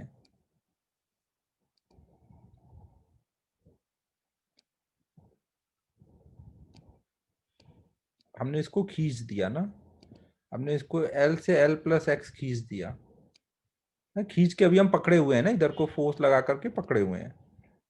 तो अगर हमने एक्स खींच दिया है, तो इस प्रोसेस में स्प्रिंग को कितना वर्क करना पड़ा होगा, वर्क डन बाय स्प्रिंग कितना आएगा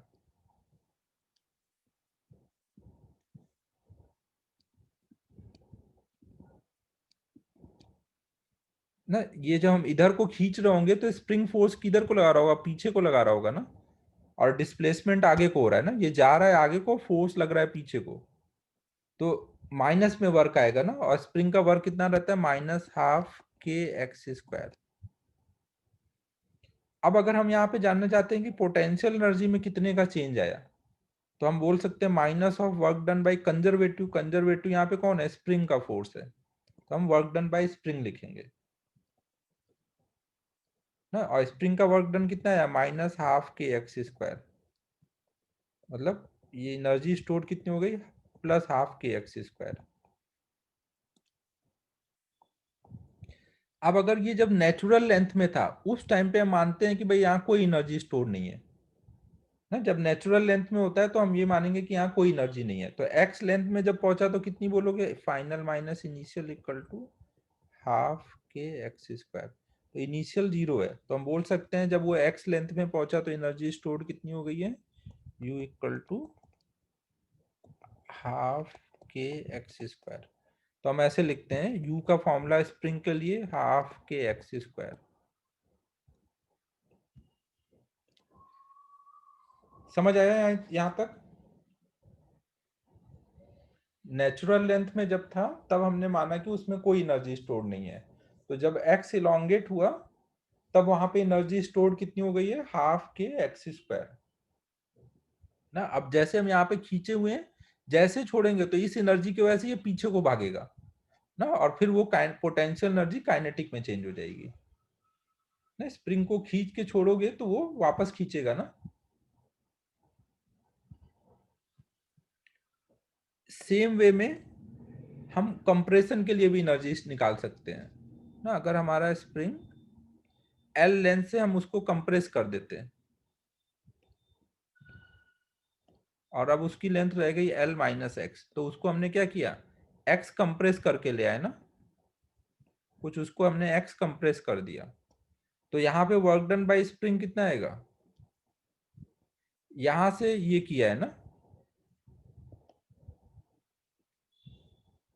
नेचुरल लेंथ से वहां पे ले गए, तो वर्क डन बाय स्प्रिंग कितना होगा। जब आप कंप्रेस कर रहे होगे तो स्प्रिंग बाहर को फोर्स लगा रहा होगा ना, स्प्रिंग का फोर्स बाहर को लग रहा होगा और डिस्प्लेसमेंट जो होगा वो अंदर को जा रहा था, तो फोर्स और डिस्प्लेसमेंट अपोजिट होंगे। तो वर्क डन बाय स्प्रिंग अब भी क्या आएगा, minus half K X square ना। नेचुरल लेंथ से चाहे इलोंगेट करो या नेचुरल लेंथ से कंप्रेस करो, वर्क डन हमेशा क्या आएगा, minus half K X square. तो फिर से आप वैसे ही करोगे, डेल्टा यू बराबर minus of work done bye spring, तो ये रखोगे जब यहाँ पे तो minus half K X square. जब नेचुरल लेंथ में था तो हमने माना 0 है, तो फाइनल कितना आया, हाफ के एक्स स्क्वायर। मतलब स्प्रिंग चाहे कंप्रेस्ड हो या इलोंगेटेड हो, अगर वो एक्स कंप्रेस्ड या एक्स इलोंगेटेड है तो उसमें एनर्जी का फॉर्मूला क्या होगा, पोटेंशियल एनर्जी का हाफ के एक्स स्क्वायर। इस फॉर्मूले में एक्स क्या हो सकता है, इलोंगेशन भी हो सकता है या फिर कंप्रेशन भी हो सकता है। नोट कर लो यहां तक।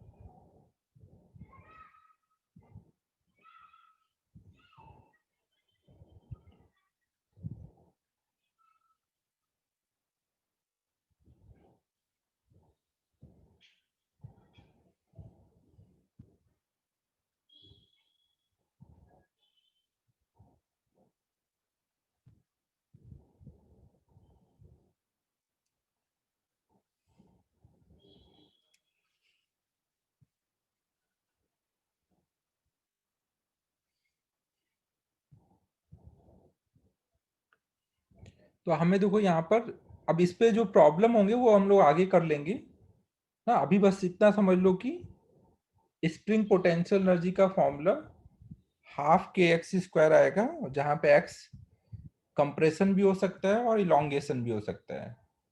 कंप्रेशन, इलोंगेशन, ये सब हम लोग नेचुरल लेंथ से देखते हैं।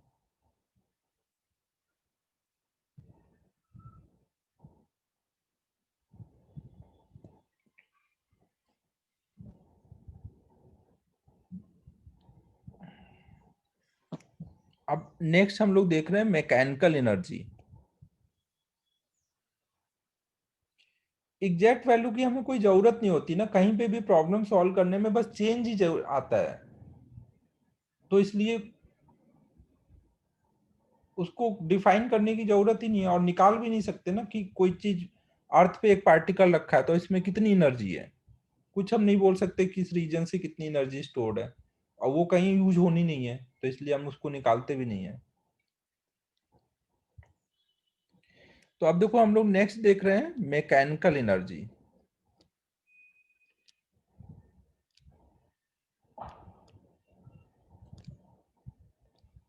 मैकेनिकल एनर्जी को हम लोग ई से दिखाएंगे। मैकेनिकल एनर्जी होता है क्या है, sum of kinetic energy and potential energy of a system is called mechanical energy.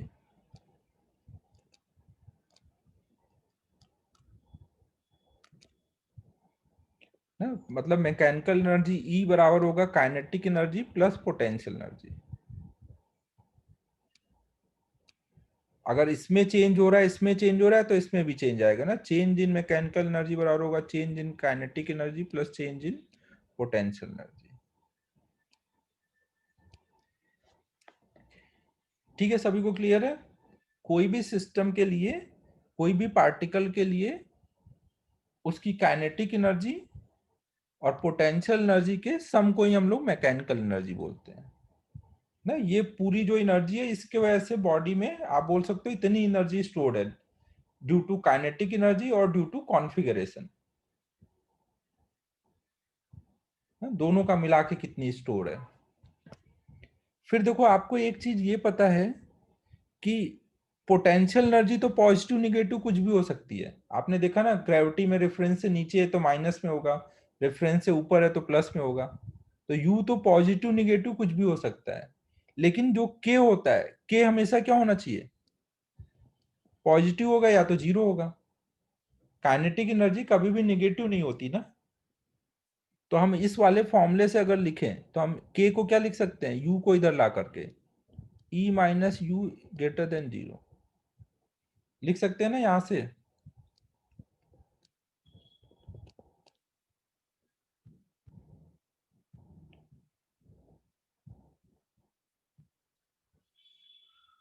Bhavesh को एग्जांपल बता, काइनेटिक एनर्जी निगेटिव है जब।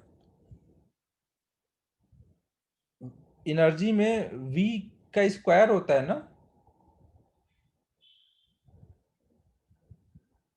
काइनेटिक एनर्जी में हाफ एम वी स्क्वायर होता है, वी स्क्वायर।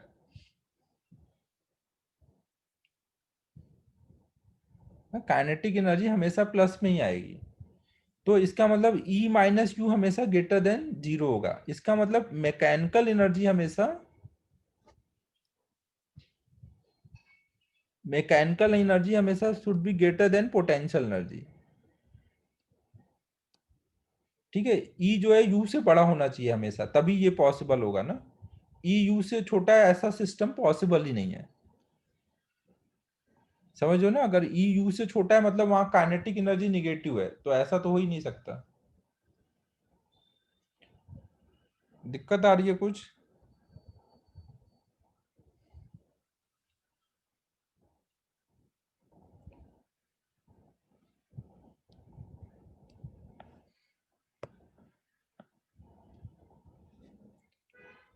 अब जैसे इस कॉन्सेप्ट पे एक प्रॉब्लम करते हैं।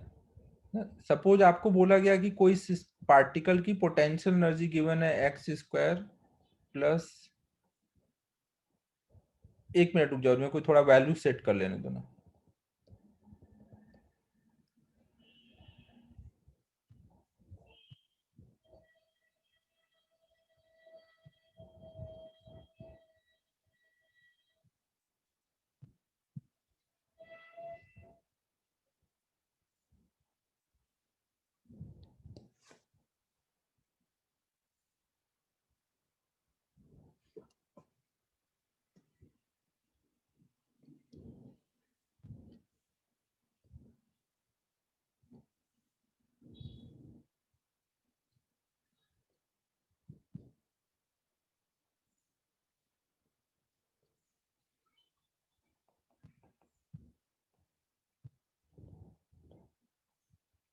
देखो, कहीं पर हमें ये गिवन है कि पार्टिकल की पोटेंशियल एनर्जी ये है और उसकी टोटल मैकेनिकल एनर्जी -5 जूल है।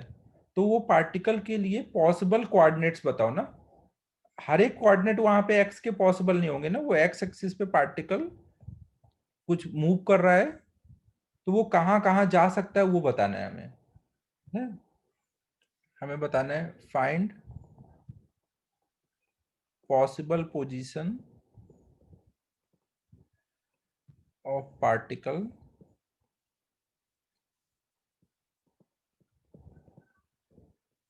On x axis. पार्टिकल की पोटेंशियल एनर्जी दी है और टोटल एनर्जी दी है।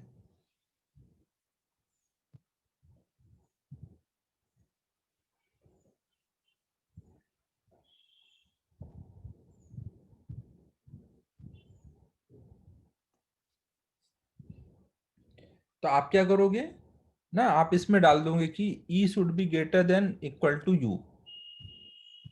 E की वैल्यू कितनी है? -5। ये should be greater than X square plus 5x plus 1, तो इससे आएगा 0 should be greater than equal to X square plus 5x plus 6।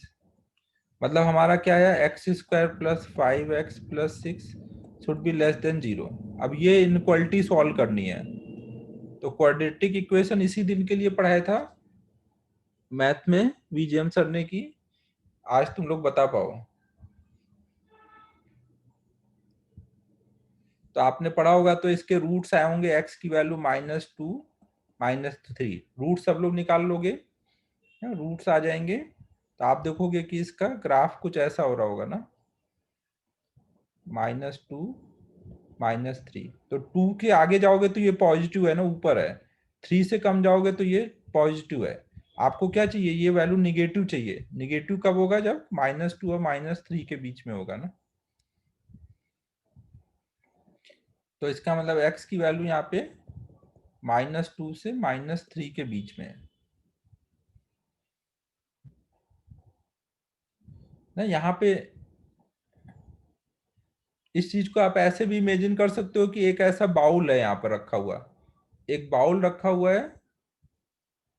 हाँ, उल्टा उल्टा, सॉरी। अरे यार, क्या हो रहा है ये सब।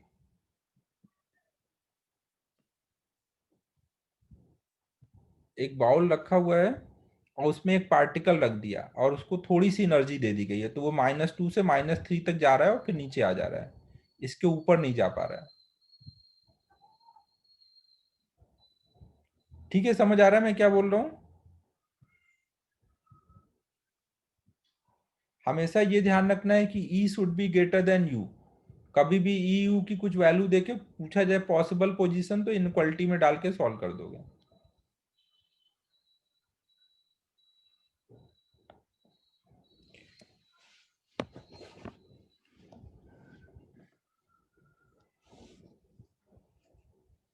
नोट कर लो इसको।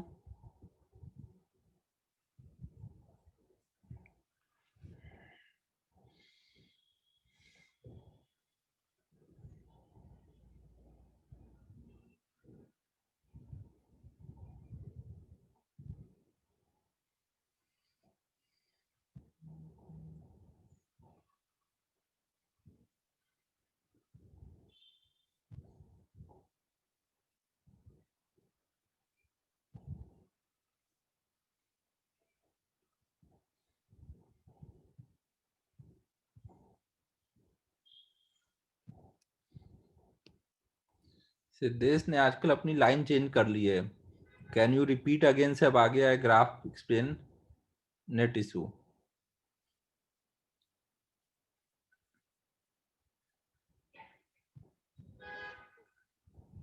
सिद्धेश, ये समझ आ रहा है ये क्या लिखा हुआ है? इसको इनक्वालिटी बोलते हैं ना। ये पूछा जा रहा है कि ये कहाँ पर निगेटिव होगा, एक्स की वैल्यू, ये पूरी वैल्यू कहाँ निगेटिव होगी। तो उससे रूट्स हमने निकाला और इसका ग्राफ बनाना मैथ में वीजीएम सर ने सिखा दिया होगा। तो अब इस ग्राफ में देख के क्या समझ आ रहा है, ये ग्राफ कहाँ पे निगेटिव है? कौन कौन सी एक्स की वाली वैल्यूज के लिए ग्राफ निगेटिव है? कहाँ पे निगेटिव है बता।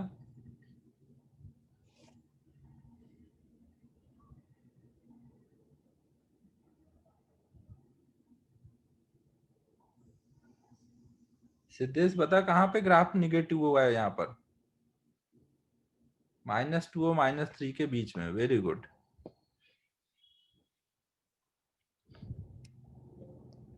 अब हम लोग नेक्स्ट देख रहे हैं principal of conservation of mechanical energy ना। मैकेनिकल एनर्जी हमने देखी। अब हम देख रहे हैं कि ये मैकेनिकल एनर्जी कहाँ पे कंजर्व होगी।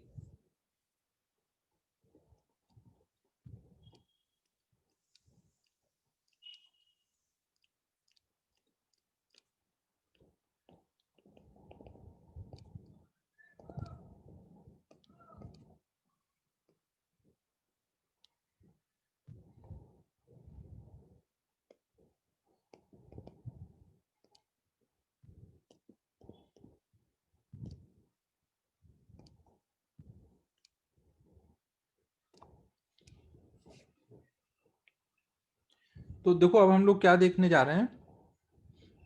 ये एक तरह से जो वर्क एनर्जी थ्योरम है उसी को अप्लाई करने का एक दूसरा तरीका है ना। देखो हमने देखा हुआ है कि वर्क एनर्जी थ्योरम में कि डब्ल्यू ऑल बराबर होता है डेल्टा के ना। डब्ल्यू ऑल बराबर होगा डेल्टा के। अब डब्ल्यू ऑल को हम क्या लिख सकते हैं, work done by conservative force plus work done by non conservative force, या फिर अगर वहां पे एक्सटर्नल एजेंट भी है तो work done by external agent ना। कंजर्वेटिव, नॉन कंजर्वेटिव और एक्सटर्नल एजेंट कोई है, अगर कोई आदमी वहां पे अलग से वर्क कर रहा है तो वो ना, इन सब का वर्क बराबर किसके होगा, डेल्टा के होगा। समझ आ रहा है मैं क्या बोल रहा हूँ।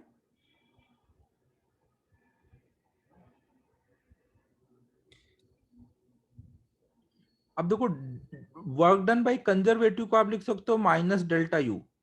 कंजर्वेटिव जितना भी वर्क करेगा वो बराबर होगा माइनस डेल्टा यू के ना, इसके डेफिनेशन से, पोटेंशियल एनर्जी के डेफिनेशन से। अभी हम देखो फोर्स को यहाँ पे नेचर के बेसिस पे लिखे हैं ना। ये कंजर्वेटिव, नॉन कंजर्वेटिव हो सकता है, एक्सटर्नल हो, इंटरनल हो, उससे मतलब नहीं है। कौन कौन से नेचर के बेसिस पे फोर्स होते हैं उन सब का वर्क लिख दिया हमने। कंजर्वेटिव फोर्स होता है, नॉन कंजर्वेटिव, या फिर वहां पे कोई एक्सटर्नल एजेंट हो सकता है। फिर work done by non conservative plus work done by external agent बराबर आएगा डेल्टा के। अब डेल्टा यू को मैं इस साइड अगर ले आऊं तो ये क्या हो जाएगा, W N C plus W external बराबर delta K plus delta U. Delta K plus delta U क्या होगा, चेंज इन मैकेनिकल एनर्जी, है कि नहीं। Delta K plus delta U बराबर होगा चेंज इन मैकेनिकल एनर्जी।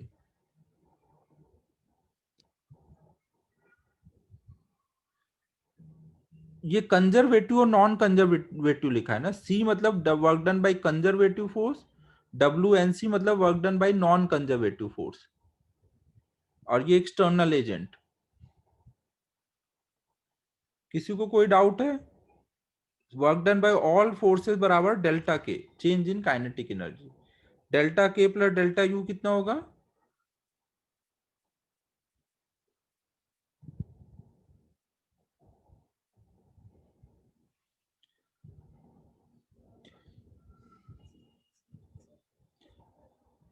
देखो यहाँ पे एक चीज ये ध्यान रखो कि फोर्स को आप या तो सिस्टम के बेसिस पे डिफाइन करते हो या नेचर के बेसिस पे। अभी मैंने यहाँ नेचर के बेसिस पे फोर्स को अलग अलग टाइप से लिखा है। अब हो सकता है वहां कंजर्वेटिव, इंटरनल हो, एक्सटर्नल हो, उससे मतलब नहीं। अभी मैं इंटरनल एक्सटर्नल नहीं देख रहा हूँ, इसमें सब कवर है। वो इंटरनल होगा या एक्सटर्नल होगा, बट होगा तो इन्हीं में से कोई ना, कंजर्वेटिव होगा या नॉन कंजर्वेटिव होगा ना। एक्सटर्नल इंटरनल भी कोई एक ही कैटेगरी हो गई ना, या तो कंजर्वेटिव में आएगा या नॉन कंजर्वेटिव में आएगा। तो मैं अभी क्या लिख रहा हूँ, जो भी फोर्सेस लग रहे हैं, कंजर्वेटिव हो, नॉन कंजर्वेटिव या एक्सटर्नल, तो इसने सबको कवर कर लिया, इंटरनल एक्सटर्नल सबको ना। बराबर होगा work done by change in kinetic energy.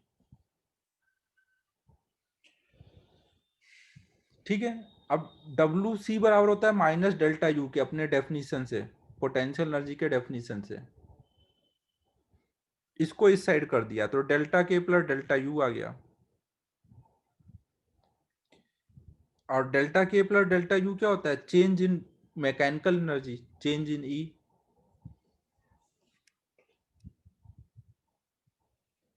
ना। ये हमने देखो ये लिखा था ना यहाँ पे, delta K plus delta U बराबर होगा चेंज इन ई ना, चेंज इन मैकेनिकल एनर्जी।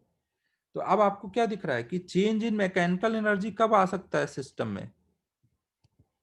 कोई भी सिस्टम की मैकेनिकल एनर्जी कब चेंज होगी, जब वहां पे नॉन कंजर्वेटिव फोर्स हो, मतलब फ्रिक्शन हो, एयर रेसिस्टेंस हो ना, विस्कस फोर्स हो, कोई ऐसा फोर्स हो, तभी ना उसका वर्क आएगा। और वहां या तो एक्सटर्नल एजेंट हो, कोई आदमी अलग से वर्क कर रहा हो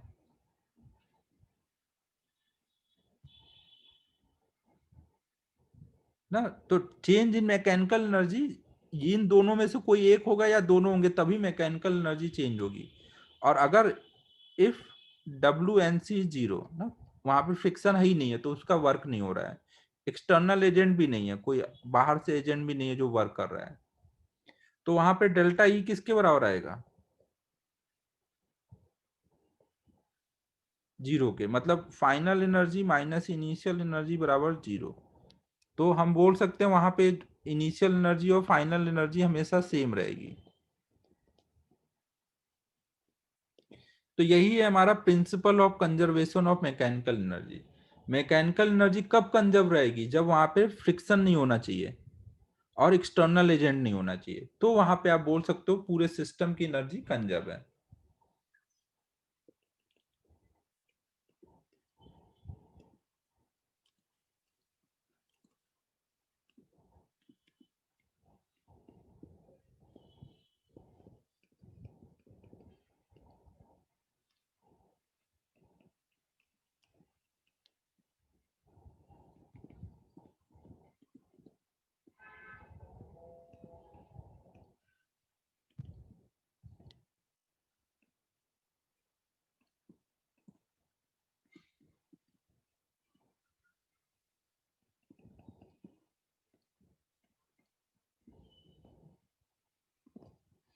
ठीक है, समझ आ रहा है? अगर इनमें से दोनों नहीं है, W N C W external नहीं है, तो डेल्टा ई जीरो होगा। और इनमें से कोई भी अगर है तो वहां पे डेल्टा ई बराबर होगा W N C plus W external. NC मतलब नॉन कंजर्वेटिव फोर्स है ना।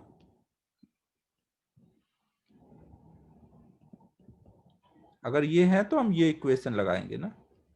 यहाँ पे लिख देता हूँ, डब्ल्यू सी क्या है? Work done by conservative force.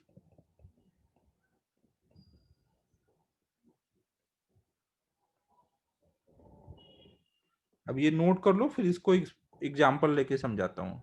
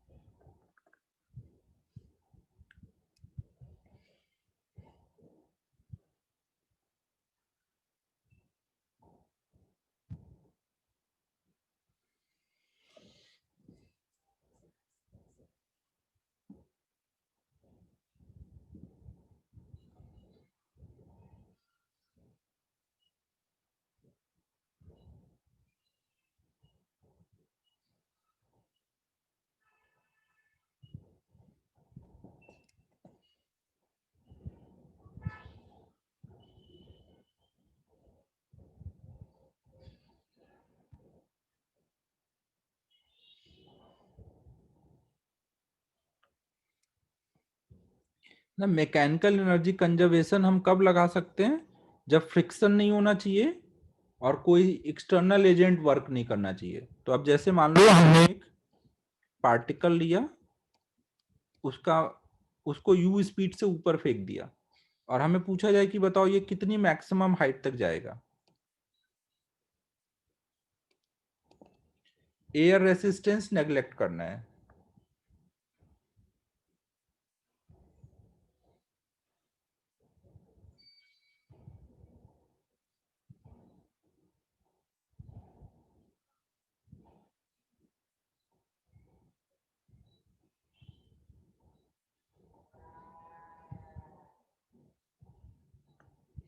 ठीक है, यहाँ पे एयर रेसिस्टेंस नेग्लेक्ट करना है।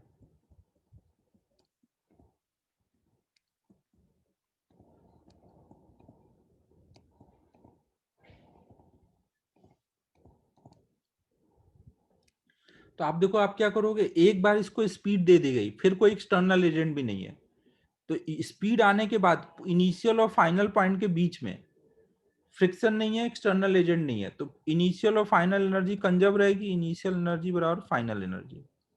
रेफरेंस हम ग्राउंड पे मान लेते हैं ना, ग्राउंड पे रेफरेंस जीरो है, मतलब पोटेंशियल एनर्जी जीरो है।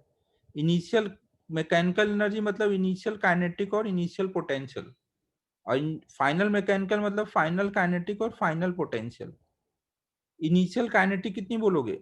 Half M U square. अगर मान लो इसका मास एम है, तो हाफ एम यू स्क्वायर, और पोटेंशियल कितना है, जीरो ना, रेफरेंस लेवल पे है अभी। फाइनल काइनेटिक कितनी होगी, अगर ये हाईएस्ट पॉइंट पे पहुंच गई तो स्पीड कितनी हो चुकी होगी, जीरो ना, अब वापस गिरेगा ना, तो काइनेटिक कितनी हो गई, जीरो। और पोटेंशियल कितनी है, एम जी एच। तो अब एम एम कट जाएगा, इससे हाइट कितना आ जाएगा, यू स्क्वायर बाई टू जी ना। तो यहाँ पे आपने क्या यूज किया, principal of conservation of mechanical energy use किया ना। आपने सोचा एयर रेसिस्टेंस नहीं है और कोई एक्सटर्नल एजेंट आके अलग से वर्क नहीं कर रहा है, तो हमने एनर्जी कंजर्व करा दी।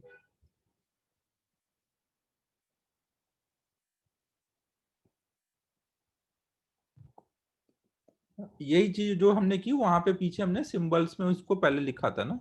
अगर मान लो एक पार्टिकल को हमने यू स्पीड से, जीरो स्पीड से ड्रॉप किया, तो एच हाइट गिरने के बाद जस्ट टकराने से पहले उसकी स्पीड क्या हो जाएगी।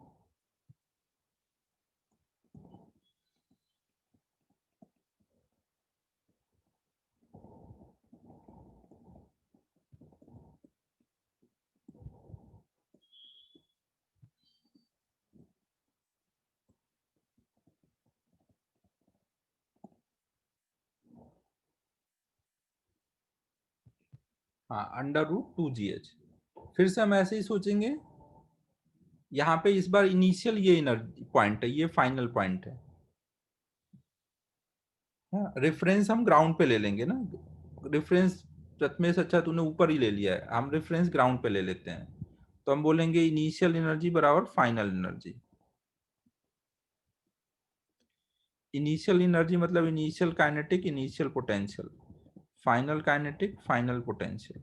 इनिशियल काइनेटिक कितनी हमने छोड़ा है ना, ड्रॉप किया ऊपर से, तो इनिशियल काइनेटिक जीरो। और पोटेंशियल कितनी बोलेंगे, रेफरेंस लेवल ग्राउंड पे है ना, तो ग्राउंड से एच हाइट पर है, तो पोटेंशियल एम जी एच।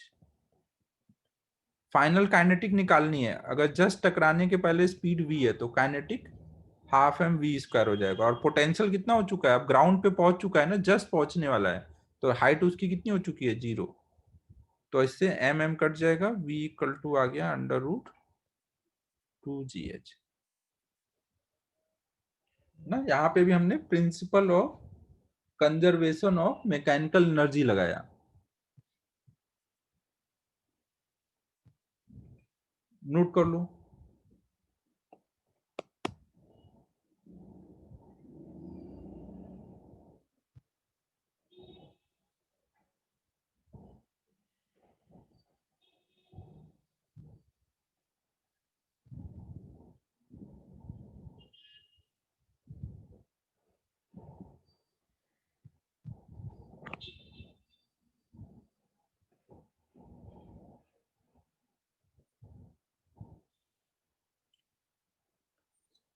अभी 5 मिनट और पढ़ा लें दो, फिर टेस्ट के टॉपिक डिस्कस करते हैं। और एक प्रॉब्लम में अप्लाई करते हैं इसको। हमने मान लो एक पार्टिकल को यू स्पीड से थीटा एंगल पे फेंका, तो हमें यहाँ पे निकालना है उसकी मैक्सिमम हाइट कितनी आएगी यूजिंग एनर्जी कंजर्वेशन। ये मैक्सिमम हाइट पे जब पहुंचा होगा तो यू कॉस थीटा से चल रहा होगा ना, तो हमें ये एच मैक्स की वैल्यू बतानी है।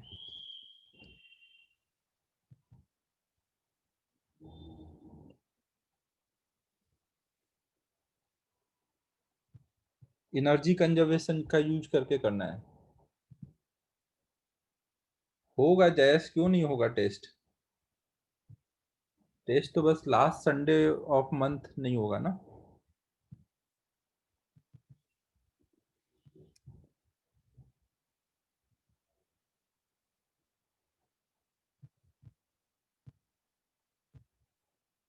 अपना यूनिट एंड डायमेंशन के बाद ये वर्क पावर ही चैप्टर हुआ है ना, और तो कोई हुआ नहीं है।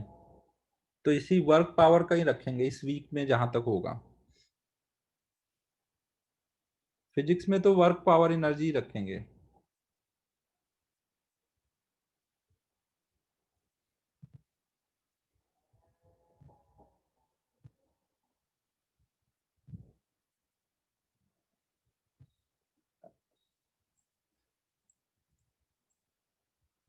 कल्पेश हर रोज नहीं, हर संडे। हर संडे थोड़ी ना दिवाली होगी।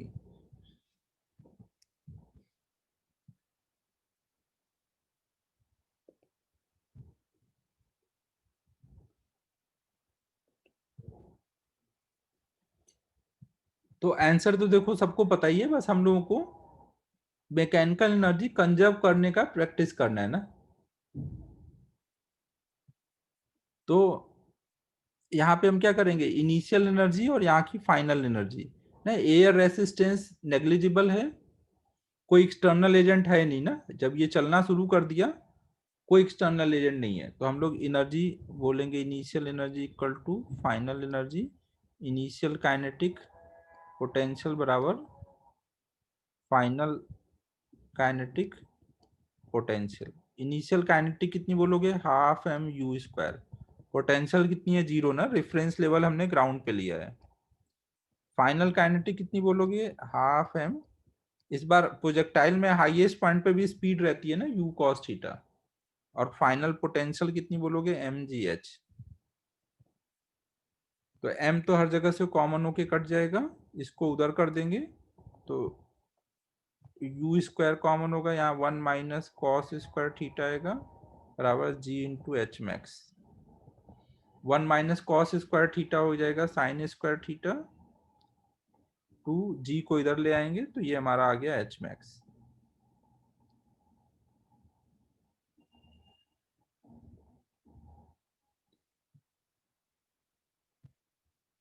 ठीक है, principal of conservation of mechanical energy लगाना सब लोग समझ हो।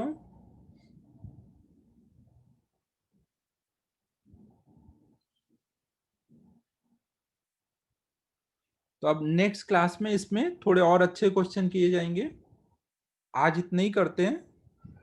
अब हम लोग पहले होमवर्क डिस्कस कर लेते हैं, फिर टेस्ट का देख लेते हैं।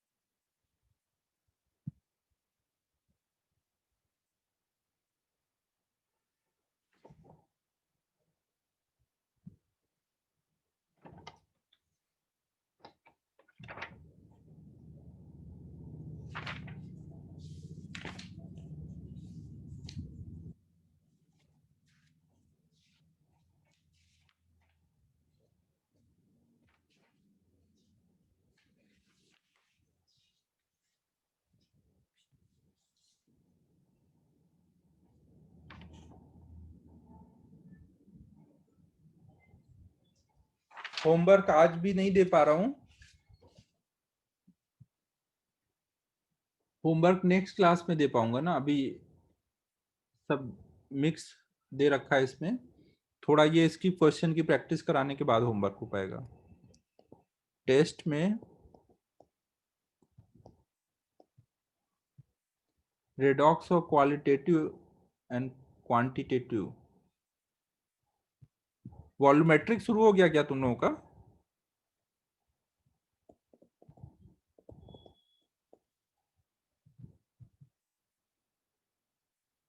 अच्छा,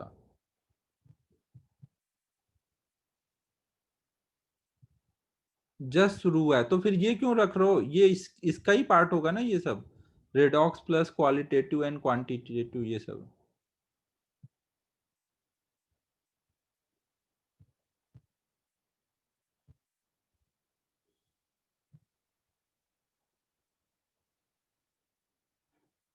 उसके पहले कौन सा चैप्टर हुआ था?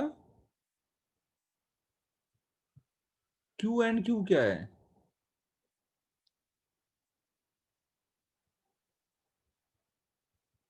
क्यू एंड क्यू क्या है भाई? अच्छा, ये ऑर्गेनिक क्या है, क्या क्वालिटेटिव एंड क्वांटिटेटिव एनालिसिस?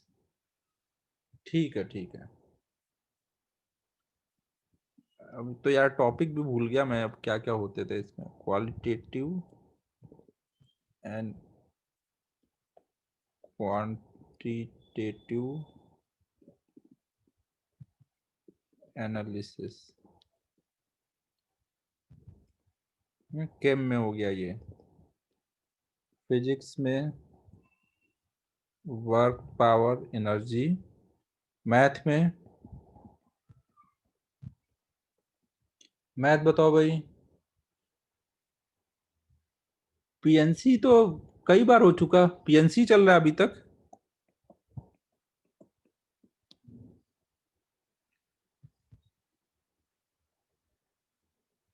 ठीक है, करो प्रैक्टिस। ठीक है, फिर यही तीनों फाइनल करते हैं ना। ठीक है, ओके।